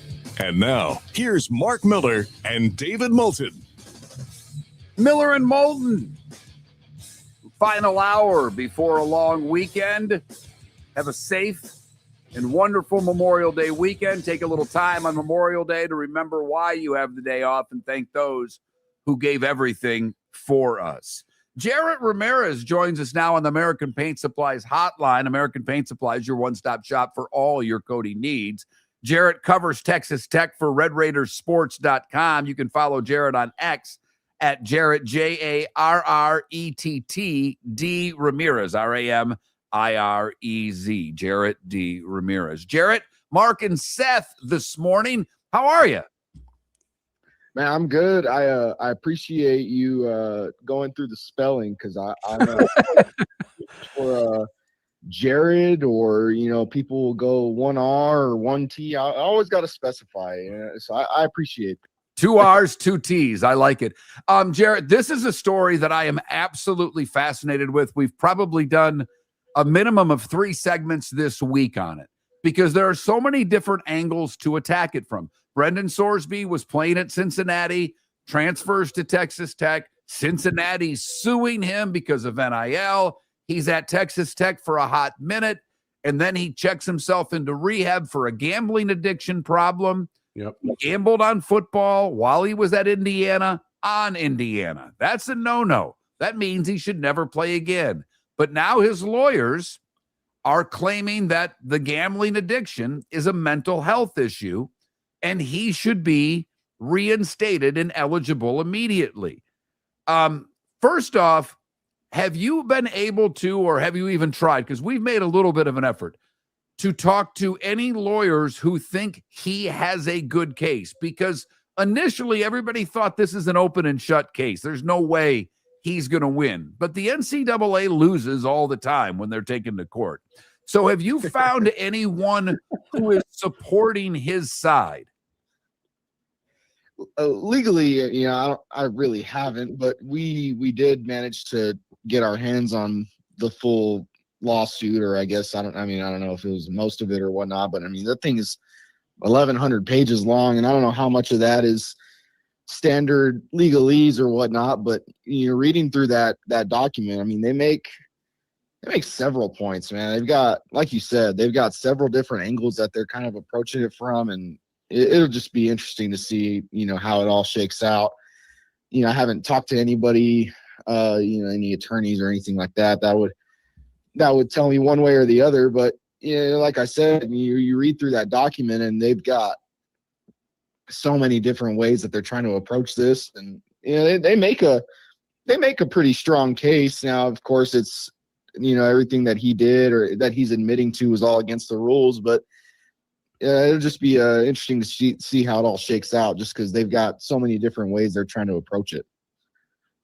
The idea that it's a no-no that you can gamble on your own team, and that should be pretty obvious. But this idea that as money gets thrown into college sports and NIL exists, and you see more of DraftKings and FanDuel and all these different things that are connecting to these conferences, are you expecting to see more of these? Is this something that is a problem, or do you think this is just an isolated incident and this is a one-time thing? Well, I think you're kidding yourself if you're thinking Brendan Sorsby's the outlier here. Sports betting has been around for forever, but I think 5-6 years ago, however long it was, when this stuff wasn't commercialized as it was before. It wasn't in your face. It wasn't in every ad or commercial or scrolling through social media. It wasn't out there like that, like it is now. I think yesterday you saw like the founder of Prize Picks donated $10 million to the Georgia men's basketball team. Right. It's like it's everywhere. Yeah. Brendan Sorsby might be the biggest case out there just because of who he is and the expectation and the dollar figure reported around his transfer to Tech. But I teach middle schoolers as my day job, and I've had middle schoolers tell me that they're sports betting through with their parents' credit cards. Well, yeah, it's starting very early. So you're kidding yourself if you're thinking that Brendan Sorsby, a college age male, a college age student athlete, that he'd be the only one. It's certainly happening everywhere else. It's just more publicized just because of, I think, who he is and what what all surrounds him going into this next season. But and I get that, but it's different for athletes than it is for the general public. It just is. You walk into a baseball clubhouse, it says there's no betting on baseball. But to me, where the opportunity for his lawyers, and I hope to goodness they don't win. It's not an anti-Texas Tech thing. I think this just sets a hell of a precedent if this is allowed. and it opens up a whole nother can of worms. But to me, the problem lies in there's not one person running college athletics. And the NCAA says we have a rule that you can't bet on your sport. The problem is the NCAA has no real jurisdiction over any college athletes. The Big 12 runs the Big 12, the SEC, their conference, the Big 10, the ACC, etc. So to me, that's the loophole that his attorneys have. And without any, authority figure in college sports, that's where I see a loophole. Is that where you see the best chance from what you were able to read through the documents? Well, I think the way they're approaching it is, number one is the mental health aspect of it.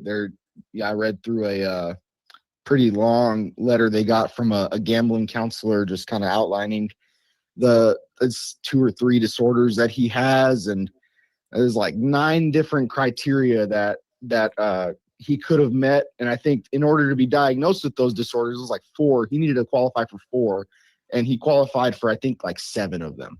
So that's one angle they're approaching it from. I think also I think the way it's been worded is like the hypocrisy of the NCAA. Like, they tried passing legislation, I guess, what was it, back in September, October, whatever it was, about maybe easing up some of the sports betting kind of guidelines or restrictions on student athletes, and then just the amount of money that just is getting pumped through college sports because of sports betting. I think one of the things that I saw pointed out, Arizona's football stadium, I think, the naming rights were sold to a casino for 40 or 50 million, whatever it was. So I think those are the 2 biggest angles they're approaching it from. And like you said, the NCAA, I think, do they really want more lawsuits coming in? I mean, that's kind of been the thing for the last few years, and it's just, is that what they really want? It should be, I don't know. There's so many different angles of this deal. It's kind of you got to keep up with it. It's pretty difficult to. This idea, though, that you're talking about getting some kind of a resolution. Do you think that ultimately he plays another down of college football, whether it's there or somewhere else? Well, oh man, yeah, that's a loaded question. I think in the lawsuit, and part of this too, the other angle that they're taking too is about timeliness. That's the whole reason they filed this, at the time that they did, is because they're trying to get a decision as quickly as possible. There's the June 22nd deadline to file paperwork for the NFL supplemental draft. You see the court date being set for June 1st. I think this is all in an effort to speed this up. And I think that was one of their complaints, was that the NCAA just wasn't moving quick enough on it. Right. And so, they're filing this to try and get a decision as quick as they can to either, figure out if he can play for Texas Tech or if he can file paperwork for the NFL. I think even in the lawsuit, I think they even proposed like a 2-game, like self-imposed suspension. Now, I don't know if, I guess that was denied, or I got to go back and read it again just to see, but I know that was something that was included in there.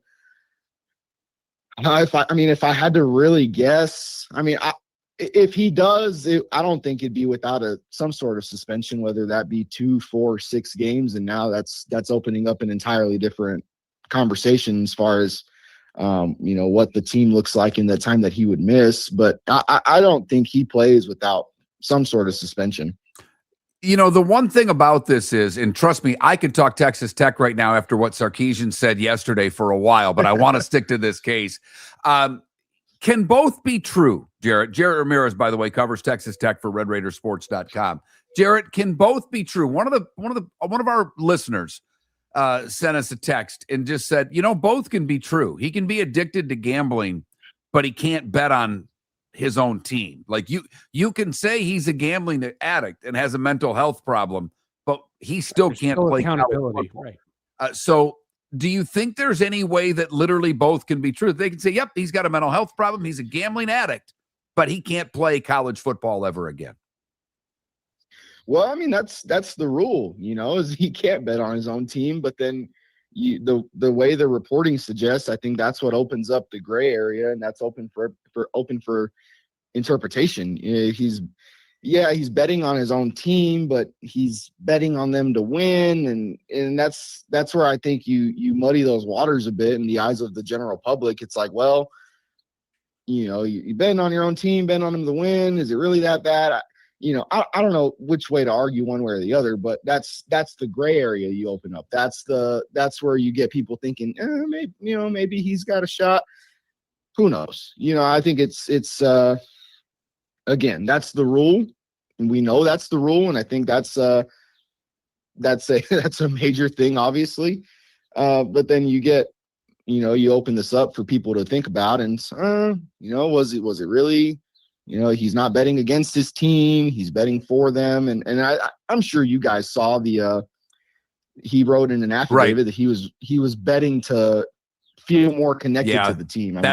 That's a crock, in my opinion. No offense. If you're betting on your team every game to win, Pete Rose only bet when certain pitchers were on the hill. And I mean, that's kind of telling you everything you need to know. But Jarrett, it's a fascinating case on all fronts. It's certainly going to keep you busy in a time when you're supposed to get a little time off before the season kicks off in August. No doubt. He is Jarrett Ramirez, covers Texas Tech for Red Raider Sports. Jarrett D. Ramirez on X, JARRETT Ramirez, MRAMIREZ. Jarrett, thanks so much for your time and your insight on this case. It is truly fascinating. Yeah, enjoy your Memorial Day weekend.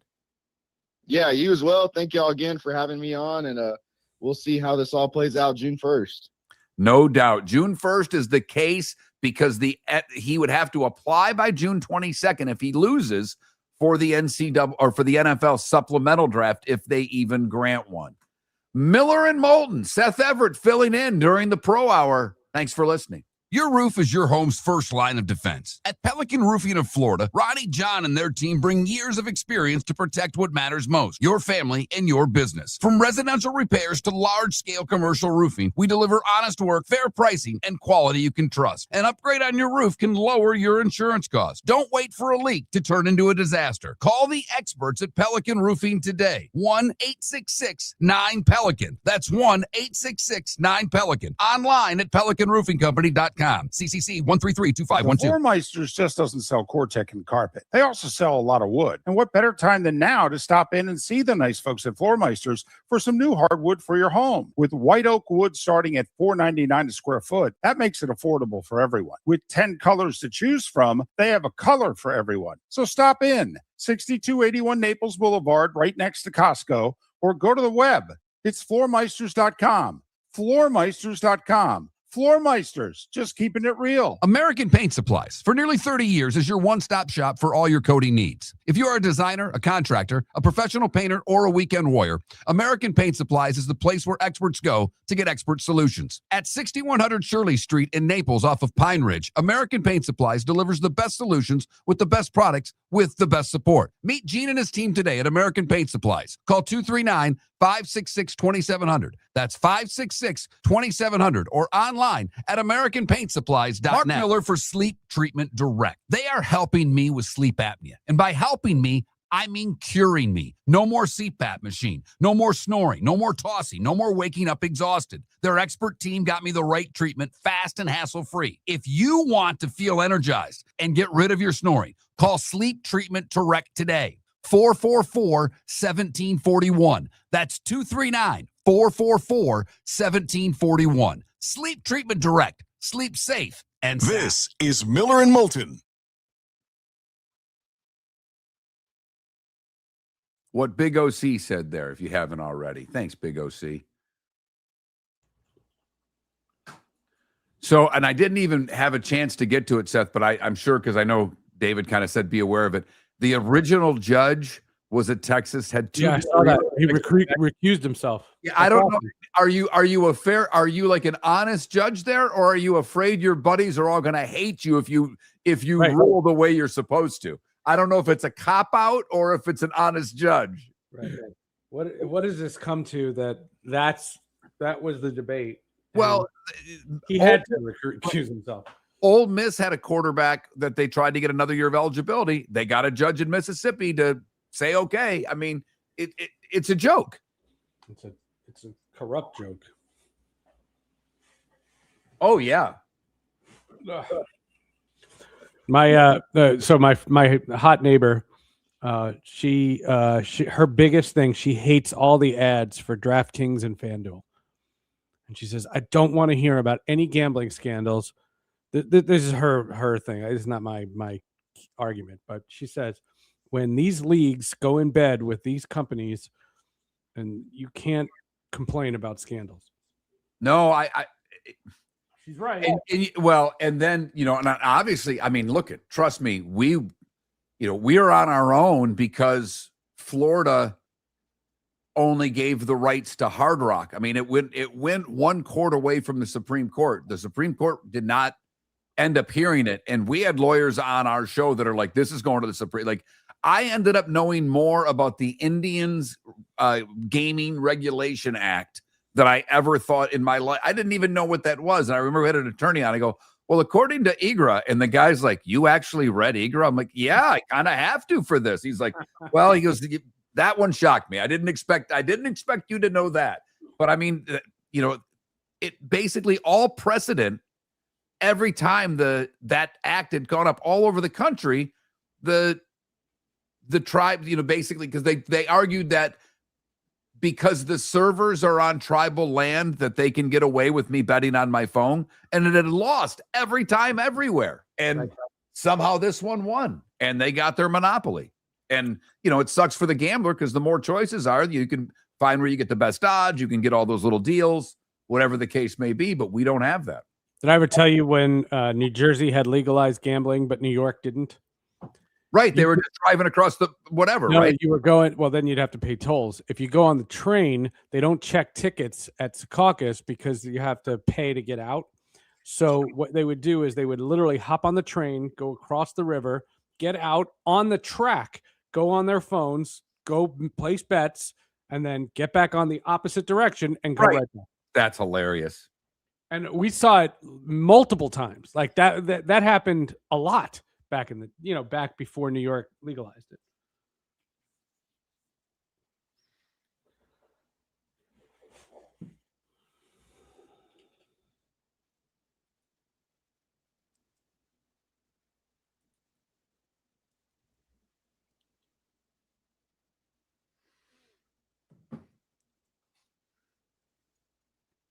I'm literally leaving the second this is over to go see The Mandalorian and Grogu. Okay. The Star Wars movie. I have to post my, although he's way behind on getting things done for me today. I'm not happy. I texted the guy from the satellite company, and he's like, yeah, they had to leave because there was an outage. He goes, I'll have them up shortly. Ooh. The Florida News Network is out, so they still don't have my second hour up on the website. Florida News Network. That's iHeart. Okay. Somehow their system's out because they use the same satellite that we do. So the producers are all there, and my second hour and third hour aren't up on the website yet, which is preventing me from getting my work done. And I have an 11:10 tea time, and that's important. Ah, there you go.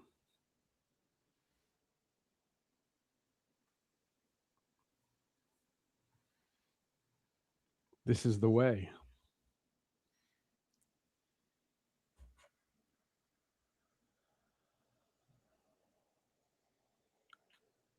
Have a new a new sponsoring company.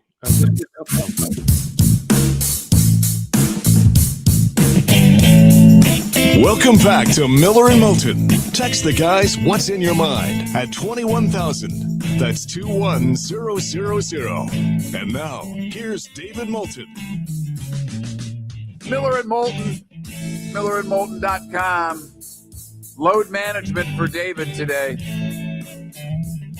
Seth Everett, kind enough to sit in. Quickly, just to, I kind of preface something in that interview. If you're not aware, Steve Sarkisian, the Texas football coach, is having a hell of a summer.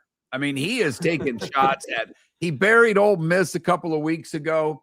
And that the spring meetings, I think, are next week for the SEC in Destin. But he has been taking his shots everywhere. he took a shot at Texas Tech. He was talking about how the college football playoff committee factors strength of schedule. And Sarkisian said the following: there's a team in our state that plays in another conference that has a schedule that I would argue if I played with our 2s and 3s, we could go undefeated. They'll probably make the CFP this year.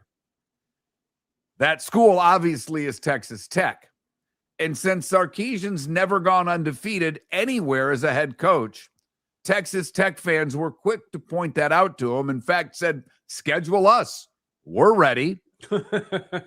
And others then pointed out about South Florida beating Florida and Texas losing to Florida, just as a quick point of reference. So the internet is always ablaze with college football. It's something that, Seth understands, but not really. That's where the Northeast thing, you just don't, even though I know you do your iHearts all over, it's the one thing until you're in the middle of it, you just can't truly comprehend how it encapsulates their lives 24/7, 365. What fascinates me about college sports, you and I have talked about this dozens of times, the idea that the business of college football is at a crossroads right now. I mean, there's a chance for a super league. There's a chance for new rules, new realignments, new this, new that, and everything that happens. And then the minute week 0 happens, people don't care. No, you're right. And it's fascinating how none of the, if you listen to some of the coverage of college football in the offseason, you would think the sport is on its dying days. Like it's falling apart according to every report you hear. And I've done podcasts on this, and I've had college football reporters on, and they talk about this league like it is at this sport as it's at a crossroads. And then once they kick off that ball, no one cares. No, you're absolutely right. And Sarkisian also said in this interview that he thinks every team in the SEC is spending upwards of $30 million on their roster. The SEC president, and I thought this is the part of this that I thought was fascinating. The Georgia president, Jer Moorhead, who's the president of the University of Georgia, said, and I was going to do more on this today, and we probably will on Tuesday. He said the following: if we don't get federal legislation, in my opinion, we're going to have to do this conference by conference because we can't allow the Wild West to continue any longer. I'm prepared next week in Destin to be ready to vote on creating an SEC mechanism, SEC rules that we have to do if Congress isn't going to act as they should. We just cannot continue down this current path. We have waited months and months for Congress to act, and it hasn't occurred yet. First off, I don't think it's Congress's job to regulate college football. That's the first thing I will say. I actually think the conferences, I think they should all join forces. I think there should be one voice. I don't care who it is. I think we should have rules. Now, the problem is... but that's not what they want. They want a league of the haves and the league for the have-nots. Well, they already have it. I mean, they really do. The Big Ten and the SEC are the haves, and everyone else is the have-nots. The riffraff. Yeah. Miami spends. Texas Tech spends. There's an outlier or two. Notre Dame spends. But no one else is spending really at the rates that they are. Not in the Big 12, not in the ACC. You're very well aware of it. But, first off, Seth, do you think even if Congress intervenes that that's the cure? No, because there's each individual conference is in it for its own edification, and that if you have some kind of a blanket rule, there still will be conferences that take advantage of it more than others. And the reality of it is that you have a sport, by 2030, when all the media deals are up, 2030, college football college sports needs to figure out what it is. And college sports is going to be in this position where, what my prediction, I'm going to go, scorched earth, and I'm going to say that there's going to be a super league. And there's going to be a super league of the elite from the SEC and the elite from the Big Ten are going to merge to form some kind of a super league and get billions in television money. And then you're going to have the riffraff. And there's going to be two levels of the riffraff, because it's going to be the cast-offs like Wisconsin and Rutgers, and it's going to be the wannabes like the Miamis and the Florida States who just want to be in these super conferences. And it to me, as a fan of a sport, you want to go into a season with a chance. And so many schools just can't. And it's just, what I feel for are the communities where the whole community's personality is based off the school athletics. Well, and it's interesting that you say that, because my alma mater, Michigan State, and this isn't about Michigan State, but they're going to get in the halves. Now, they're going to be at the bottom end of the halves. They're going to be, they're not, I don't think they're ever going to be a winner, but they have the money. If you look at all the metrics that go, anytime they put these super leagues together, Sparty makes it. But they ain't going to be Ohio State, Michigan, Georgia, Alabama, if you know what I mean. Yep. I'll ask you, Seth, because I don't think Syracuse makes the list. No. Are you going to be as into Syracuse if they're in, I'll do an EPL if it's still the Coca-Cola League, but you know what I mean, the second tier. If Syracuse is a second tier team and has an opportunity to win the national championship in that level, will you still be as in? Well, I'm not as in as I was 15 years ago, so I'll still be in as I am now, in that I'm loyal. I'm loyal, and I watch my school because that's my loyalty. That's where my loyalty lies. That's the same reason why at 2:30 tomorrow I'll be watching Syracuse lacrosse take on Notre Dame in the final. Why? Because I'm loyal, and that's the colors that I have, and that's the choices that I've made. But I think it is terrible, and it probably since Syracuse left the Big East, where you go into a season and expectations being what they are, and you see that every team that was in the Elite Eight last year had an NIL expenditure of at least $8 to $10 million per team. Right. If you are paying $6, you are on the outs. And then you look at that's not sports. That's not sports. And then you look at what LSU's doing right now in basketball, where their roster is made up of like 25-year-olds from all over the world. And the college, Todd Golden at Florida attacked Will Wade from LSU, thought it was a joke. I mean, that's not a media guy going after a coach. That's another coach in the same conference saying, what the hell are you doing? And that's after Florida was able to retain most of their players who were going to go to the NBA and have stayed. Florida's spending they're going to make more money now than they would in the NBA, being the 10th guy on the roster or in the G League. Or in the G League. That's the key.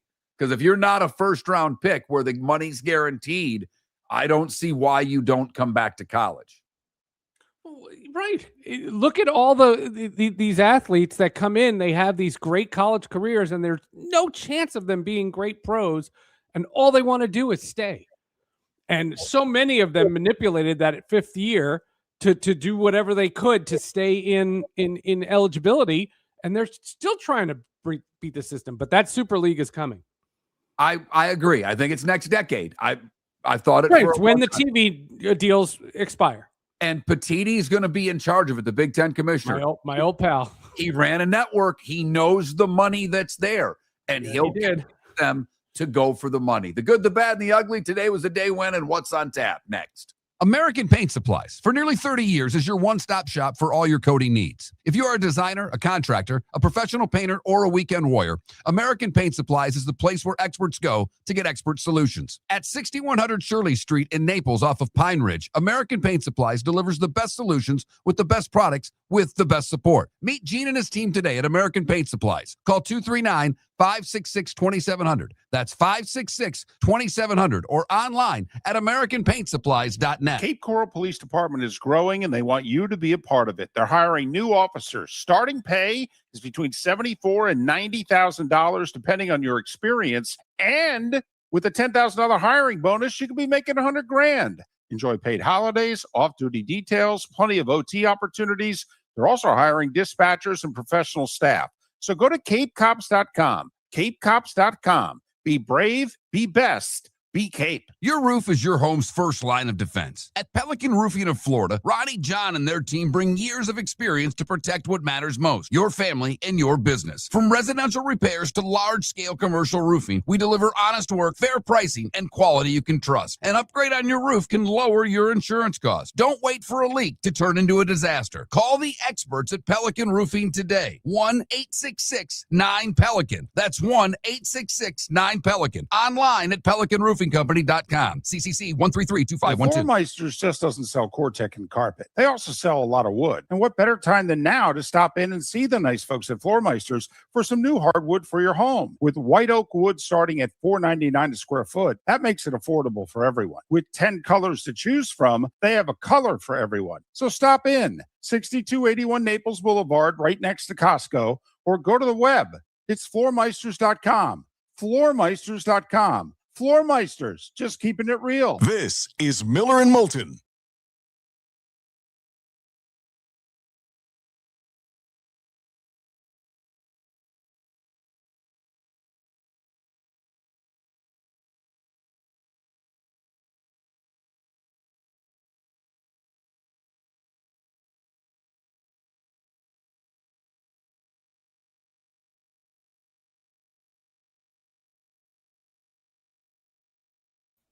Do you get popcorn at 10:30 in the morning? Yes. I agree. By the way, I'm anti-movie theater. I can't tell. I honestly cannot tell you the last time I've been to a movie theater. Well, socially, I never go, but I go like this. I go in the morning for the podcast and I take notes because I'm the only one. You know, there's like 4 people in the theater. Right. That's the best time. I mean, it is the best time to go. So I'm not interrupting somebody by typing on my phone. You know what I mean? Right. But I open up the notes app and I take notes on whatever the film is so that when I do the podcast, I remember to bring up certain topics. Is it, not being a jerk, is it kind of hard? Do you miss things because you're typing? Whereas if you're it's because it's not that much. It's not that much. Gotcha. What it is I'll just do keywords and I'll just do Mando scene. You know what I mean? I'll say something, or Yoda something, and it'll just be a reminder of what it was. It's not like writing full out sentences.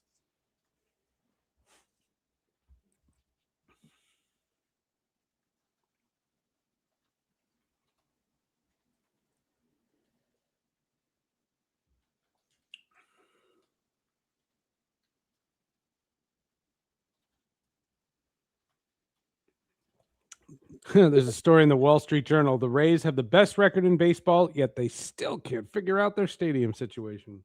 Yeah, it's getting closer. I will say. Yesterday was a big day that the city passed it. I told you the joke when we were at the University of Tampa, and they said, we have sports nearby. The Tampa Bay Bucks and the Tampa Bay Lightning play right nearby. And that was it. And I went, the Brady's, they play here too.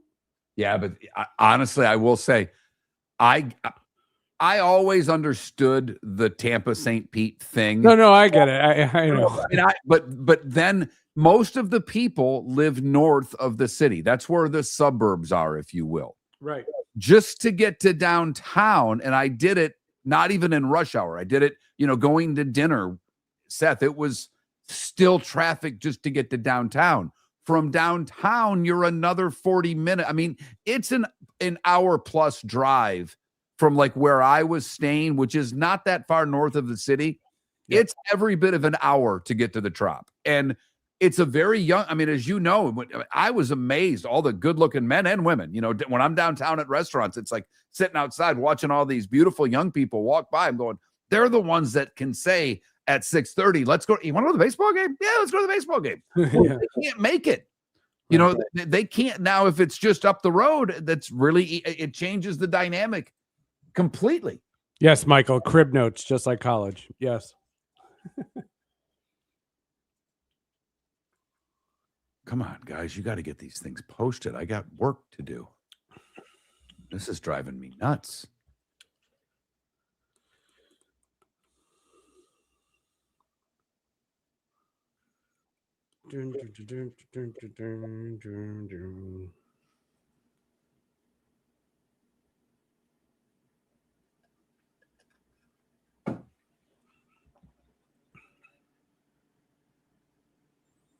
Scares the hell out of me that I'm not even going to get the 4th hour anytime soon.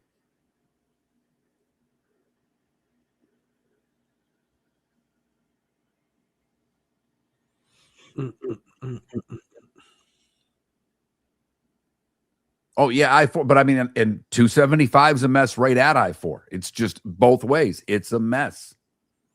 Oh, so I was going to say to you before when we had the show coming up, I have this company that does sales for the podcast, and they'll send you something called vetting, where they'll say, "Would you approve this ad if we get it?" And the latest one is Skims, the Kardashian. Welcome back to Miller and Moulton. Text the guys what's in your mind at 21,000. That's 21000. And now, here's David Moulton. Well, probably should have changed all those rejoiners since David's got the day off today. That would have made sense. That would have been something smart to do. That would have been a lot of work for a couple hours. It's it's just slide something over. It's not as hard as you think. Seth, I mean, once you get it, once you have your system down, life becomes much easier. My favorite analog story of that is my two friends, Zach and Craig. I'll use Zach and Craig as the names. And they lived in Vegas and they shared an apartment. They were roommates. And Tyra Banks, this is pre-America's Next Top Model. This is when Tyra Banks was a swimsuit model for Sports Illustrated. She came on their radio show and she voiced their answering machine. So she said in a sexy voice, "Hi, this is Tyra Banks. Zach and Craig can't get to the phone," like that. Right. And Zach moved to Chicago. And Craig didn't want to get rid of Tyra Banks. So he took a razor blade to the tape. To that, think about how, Seth and I will cut tape. It's much wider. It's bigger on these big machines. You have a little system to lay it down where you precisely cut it. You use a marker. It's a pain in the ass. And he cut the thing, and he cut Zach's name out. And so then you heard his answering machine, and she go, "Hi, this is Tyra Banks." And Craig can't get to the phone. That's outstanding. It's that time again, nearing the end, but not quite there yet. Here's Mark Miller with Today Was the Day When. I had a ball because David missed most of yesterday's show at Trent Bally, who was our old producer, and Trent's just 26. When I do this segment, I always had a ball at the end because I have the birthdays of today to see if he actually knew who any of these people were. But we start today in 1849. Abraham Lincoln receives a patent, the only president to do so, for a device to lift a boat over shoals and obstructions. 1939, a not so good day. Hitler and Mussolini signed their Pact of Steel. Wonder whatever happened with that. LBJ presents his vision for the Great Society today in 1964, calling for an end to poverty and racial injustice. That worked really well. Ticket to Ride by the Beatles goes number 1 in 1965. The Stones album Sticky Fingers with a working zipper on the cover hits number 1 in the U.S. today in 1971. Nixon arrives in Moscow for his summit with Soviet leaders today in 1972. Seth, you're barely old enough here, but today, for me, started my video game maybe obsession today in 1980. Pac-Man was created today in 1980. That was the first biggie. Pac-Man and Asteroids were the first two big video games. But television was better than Atari. Oh yeah, Atari was elementary, and television was hard. Like I remember the baseball game was so hard to play. Well, you could ground out to left field because they hadn't invented a fly ball yet. Right. The last Roger Moore Bond film, A View to a Kill with Grace Jones and Christopher Walken, premiered today in 85. We've talked a lot of Letterman during the breaks. It was today in 86 that Cher finally did Letterman. And when asked why she wouldn't come on the show, she told David, because I thought you were an a-hole. Andre Dawson today in 90 set a record with 5 intentional walks in a game. The Expo in 1990. Yes. Johnny Carson's final appearance as host of The Tonight Show was today in 92. The Lightning made their first Stanley Cup final today in 04, taking down the Flyers 4-3.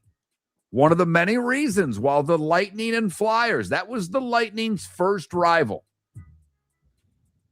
Today in 2017 at the Ariana Grande concert in Manchester, the suicide bomber killed 22 and injured 59. And today, 4 years ago, Justin Thomas beats Will Zalatoris in a 3-hole playoff to win the PGA. Laurence Olivier, T. Boone Pickens, and Bernard Shaw would have all celebrated birthdays. Tommy John's 83. Oh, the great Tommy John. Almost my broadcast partner, Tommy John. Really? He was supposed to be my partner for my first year at MLB Radio and then backed out at the last minute, and we had Billy Sample replaced him. Smith singer Morrissey is 67 and complaining about something, even though I love the Smiths. Mike Breen is 65. Model for him. Did you? I interned for Mike Breen, yeah, when he was at the Fan. Naomi Campbell is 56. Did you intern for her? No, but she knew Tyra Banks, who made that answering machine. Well done. Well played. Djokovic's 39. So is Julian Edelman. And QB Anthony Richardson is 24 years old today. Time to see life a little bit differently. Here's Mark Miller with the good, the bad, and the ugly. What you got, Mark? But she knew Tyra Banks. That is a great line, Seth. That's outstanding. I love the good today. This is one of those stories that just makes me smile. We go to Falkville, Alabama. And I think you can imagine what Falkville's like after I tell you this story. Because residents in Falkville voted to end the town's 140-year alcohol ban on Tuesday. The measure passed by a single vote. 116 to 115. There are 800 registered voters in Falkville, but only 231 showed up for this vote. Apparently, people would just drive to the next town. I talked about dry towns in the South. It's something that if you're from the North and have only lived in the North or in, Tampa or maybe not Jacksonville, but certainly Tampa or Southwest Florida, you don't get it. The dry town, you got to drive to the next town over to get your booze. For the bad, we go to Polk County in Florida, where deputies found a woman sitting beside her crashed Hyundai near Streamsong Golf Resort, surrounded by dozens of miniature bottles of Fireball. She said she hadn't been drinking. 34-year-old Erica Mayer of Palmetto was seated nearby the crashed car, and she stunk of booze.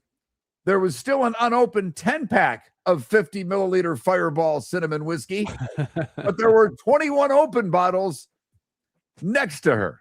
She refused to participate in sobriety tests because of advice she received on social media. And finally, the ugly, we go to Lehigh Acres, Florida, where deputies arrested Edward Coleman being accused of selling narcotics. He apparently tried to hide his fentanyl in his Air Jordans. Even the Air Jordans couldn't hide the drugs. And that is the good, the bad, and the ugly on today, May the 22nd, brought to you by the Cape Coral Police Department, hiring new officers, offering great pay, a signing bonus, other jobs available, all information, capecops.com. That's capecops.com. Well, we've got it tonight. We go back out west in hockey.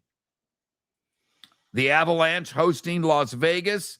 The Avs are minus 200 tonight. The Spurs are a 1.5 favorite over OKC, 8:30 the start for the NBA game. Yeah, I'm rooting for the Spurs too. I like watching Wemby. That's in a sport that I don't spend a ton of time watching anymore. And the Oklahoma City Thunder are a heresy.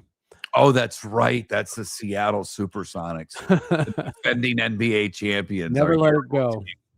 Don't. It's one of your charms, Seth. Never let it go. Absolutely.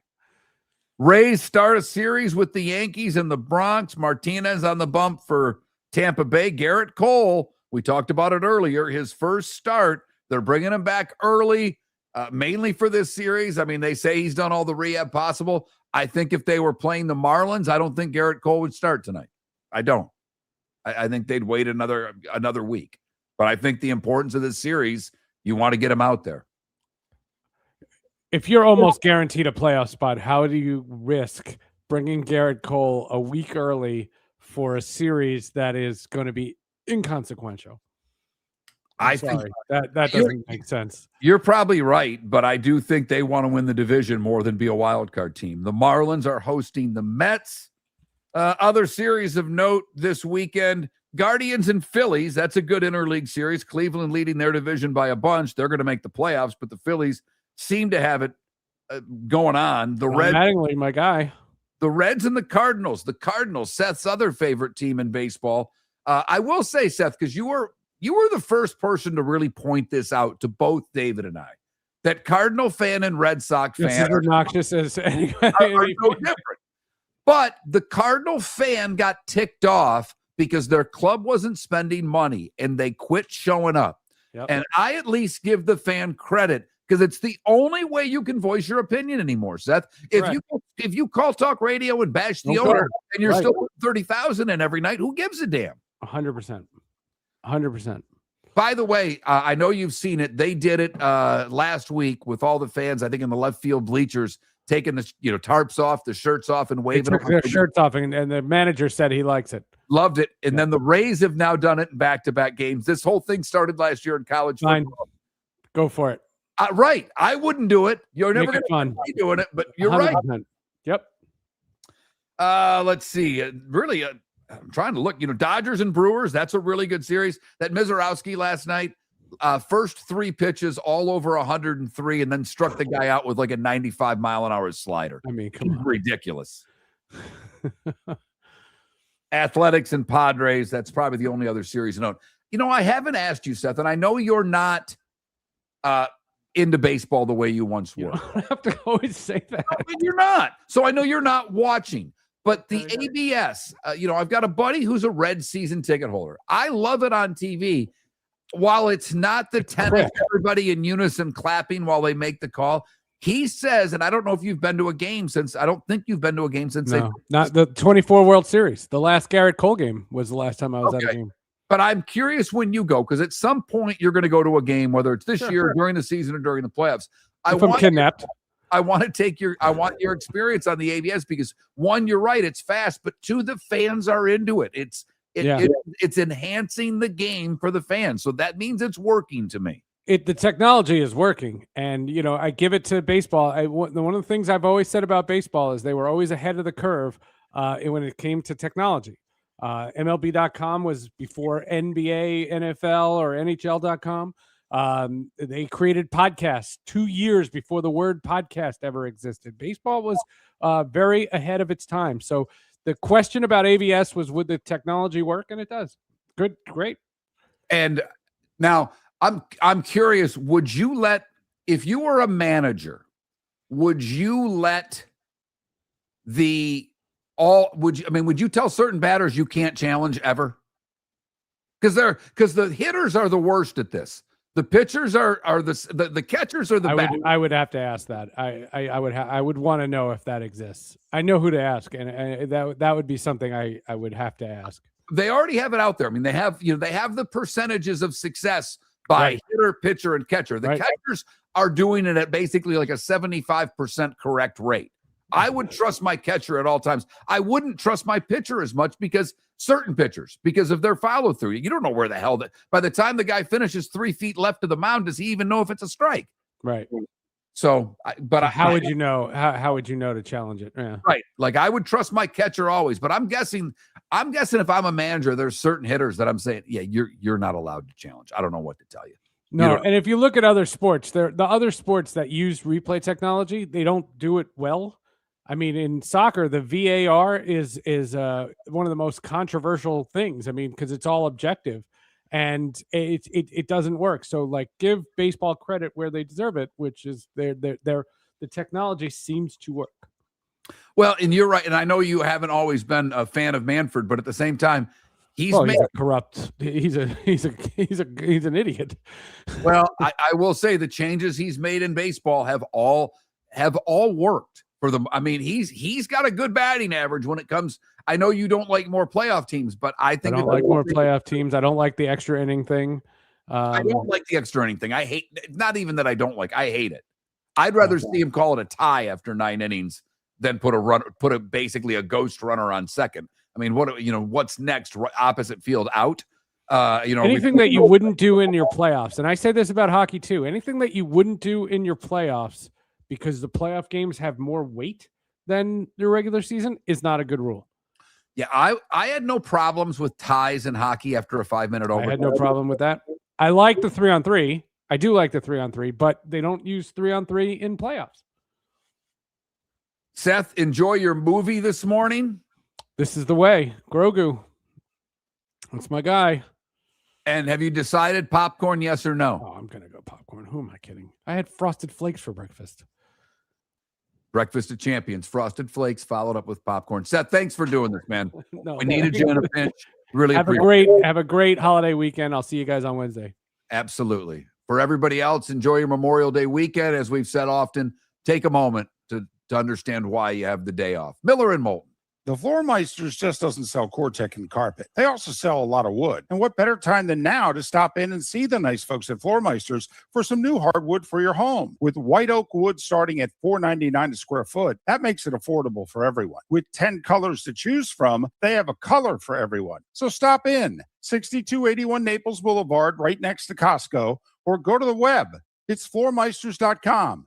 Floormeisters.com. Floor Meisters, just keeping it real. American Paint Supplies, for nearly 30 years, is your one-stop shop for all your coating needs. If you are a designer, a contractor, a professional painter, or a weekend warrior, American Paint Supplies is the place where experts go to get expert solutions. At 6100 Shirley Street in Naples off of Pine Ridge, American Paint Supplies delivers the best solutions with the best products with the best support. Meet Gene and his team today at American Paint Supplies. Call 239-566-2700. That's 566-2700 or online at AmericanPaintSupplies.net. Cape Coral Police Department is growing and they want you to be a part of it. They're hiring new officers. Starting pay is between $74,000 and $90,000 depending on your experience. And with a $10,000 hiring bonus, you could be making $100,000.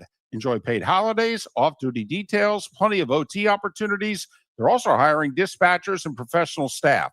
So go to CapeCops.com. CapeCops.com. Be brave, be best, be Cape. Mark Miller for Sleep Treatment Direct. They are helping me with sleep apnea. And by helping me, I mean curing me. No more CPAP machine. No more snoring. No more tossing. No more waking up exhausted. Their expert team got me the right treatment, fast and hassle-free. If you want to feel energized and get rid of your snoring, call Sleep Treatment Direct today. 444-1741. That's 239-444-1741. Sleep Treatment Direct. Sleep safe. And your roof is your home's first line of defense. At Pelican Roofing of Florida, Ronnie John and their team bring years of experience to protect what matters most, your family and your business. From residential repairs to large-scale commercial roofing, we deliver honest work, fair pricing, and quality you can trust. An upgrade on your roof can lower your insurance costs. Don't wait for a leak to turn into a disaster. Call the experts at Pelican Roofing today. 1-866-9-PELICAN. That's 1-866-9-PELICAN. Online at PelicanRoofingCompany.com. CCC 1332512. No!